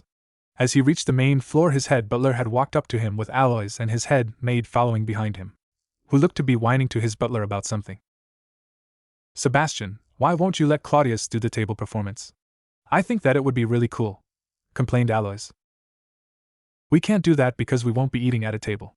My lord wished there to be a single table of food that the guests are allowed to pick from. From there the guests will be able to eat what they want freely at any time, was Sebastian's answer. But he can do the table trick using that table. Yes, he could have. If it wasn't already full of food already. After that remark, the banging of a door was heard. The two demon kings shared a look, and their servants did as well. Well, the other reason is because the guests are here, Sebastian said with a smile as he began to walk towards the door. Seal turned to Aloys as Sebastian walked to open the door. Aloys, can you please take care of the guests while I check on a few last-minute things? Yeah, I can handle it. I mean, come on, I'm Alice Trancy. What could go wrong? Seal gave him a look that showed the little faith he held in him. Hannah, please keep an eye on him, Seal asked as he began to walk up the stairs that he just came down from. I will do my best, Lord Seal. The now-named head maid then bowed while sporting a small smirk that showed her amusement. Wait. Seal, come on. You know you can trust me. Aloys got no response from Seal as he continued up the stairs. I know that you're not going to check on anything related to the party. The only thing you want to check on is your little mouse. Again, he received no response as he reaches the final step of the stairs and disappeared into the hall. At that, Aloys pouted. I miss the days when Seal was so easy to tease. Hannah looked at her master with an amused smile. It was a time when you were both young and inexperienced demons, both trying to understand the changing world and women. Yes, I must say that the world isn't as it once was. There was a long pause as both demons thought on the past, each one with a different look on the way history had changed, with the only sound of arriving guests and the growing sound of talking in the hall where the party was to be hosted. Your Highness, we must get to the party and introduce ourselves as one of the hosts, Hannah said after another moment. Aloys didn't move from his spot, which was still at the base of the stairs, still lost in thought, though after a few more seconds he finally spoke. Hannah, you ever wonder what the world would have looked like if that Jackson kid won? Aloys asked, almost like in a trance. Hannah gained a look of confusion. Who? Your Highness. Aloys could only shake his head. No one, never mind. And with that his smile returned and his happy-go-lucky attitude reemerged. Now let's see if I can get Claudius or you to do some tricks so we can entertain our guests. With Mito and co. You've got to be kidding me. It's very big. If that's the place you're spending the night, and I'm so jealous. Mito sighed. I'm not spending my night with anyone. All right. Oh, you keep telling yourself that, but when that Aloys boy comes up to you I bet you won't keep saying that then. Ino once again teased. Mito pinched the bridge of her nose. This was how she spent her entire ride from the capital, listening to Ino's constant teasing about hooking up with one of the Prince Charmings, as she dubbed the two diplomats. Anyways, I can't believe the size of Lord Phantomhive's mansion. I mean, I know that a mansion is supposed to be big, but this is ridiculous. To the girls, seeing a home like this was new. The mansions they were used to were nothing like this. Hell, they didn't even really have mansions in the elemental nations. The closest things that were close to this were the Hokage mansion, and really that was just a glorified workplace. The building was built in the shape of squares and rectangles and made of a beige stone. There were many windows that covered the house, and while there were many that they couldn't see through all of them, they could only partially see through the lit ones where she suspected the party was held. As the coach got closer to the mansion, they could see a fountain in front of it, right before the curb that they were going to be dropped off on. Seeing based on where the other people were being dropped off. When the coach finally came to a stop, the door of the coach was opened and they were let out in front of the fountain and proceeded to walk towards the front of the mansion where Seal's head butler, Sebastian, stood asking for the names of guests. As they walked towards the entrance, they saw many people that they recognized. The group ahead of them were the Kumo team that belonged to the eight-tailed Jinchuriki. Mito and the girls weren't really friends, and instead more like acquaintances. Mito really saw no problem with them, and it was the same for Ino, but Hinata it was weird, though that was a different story for another time.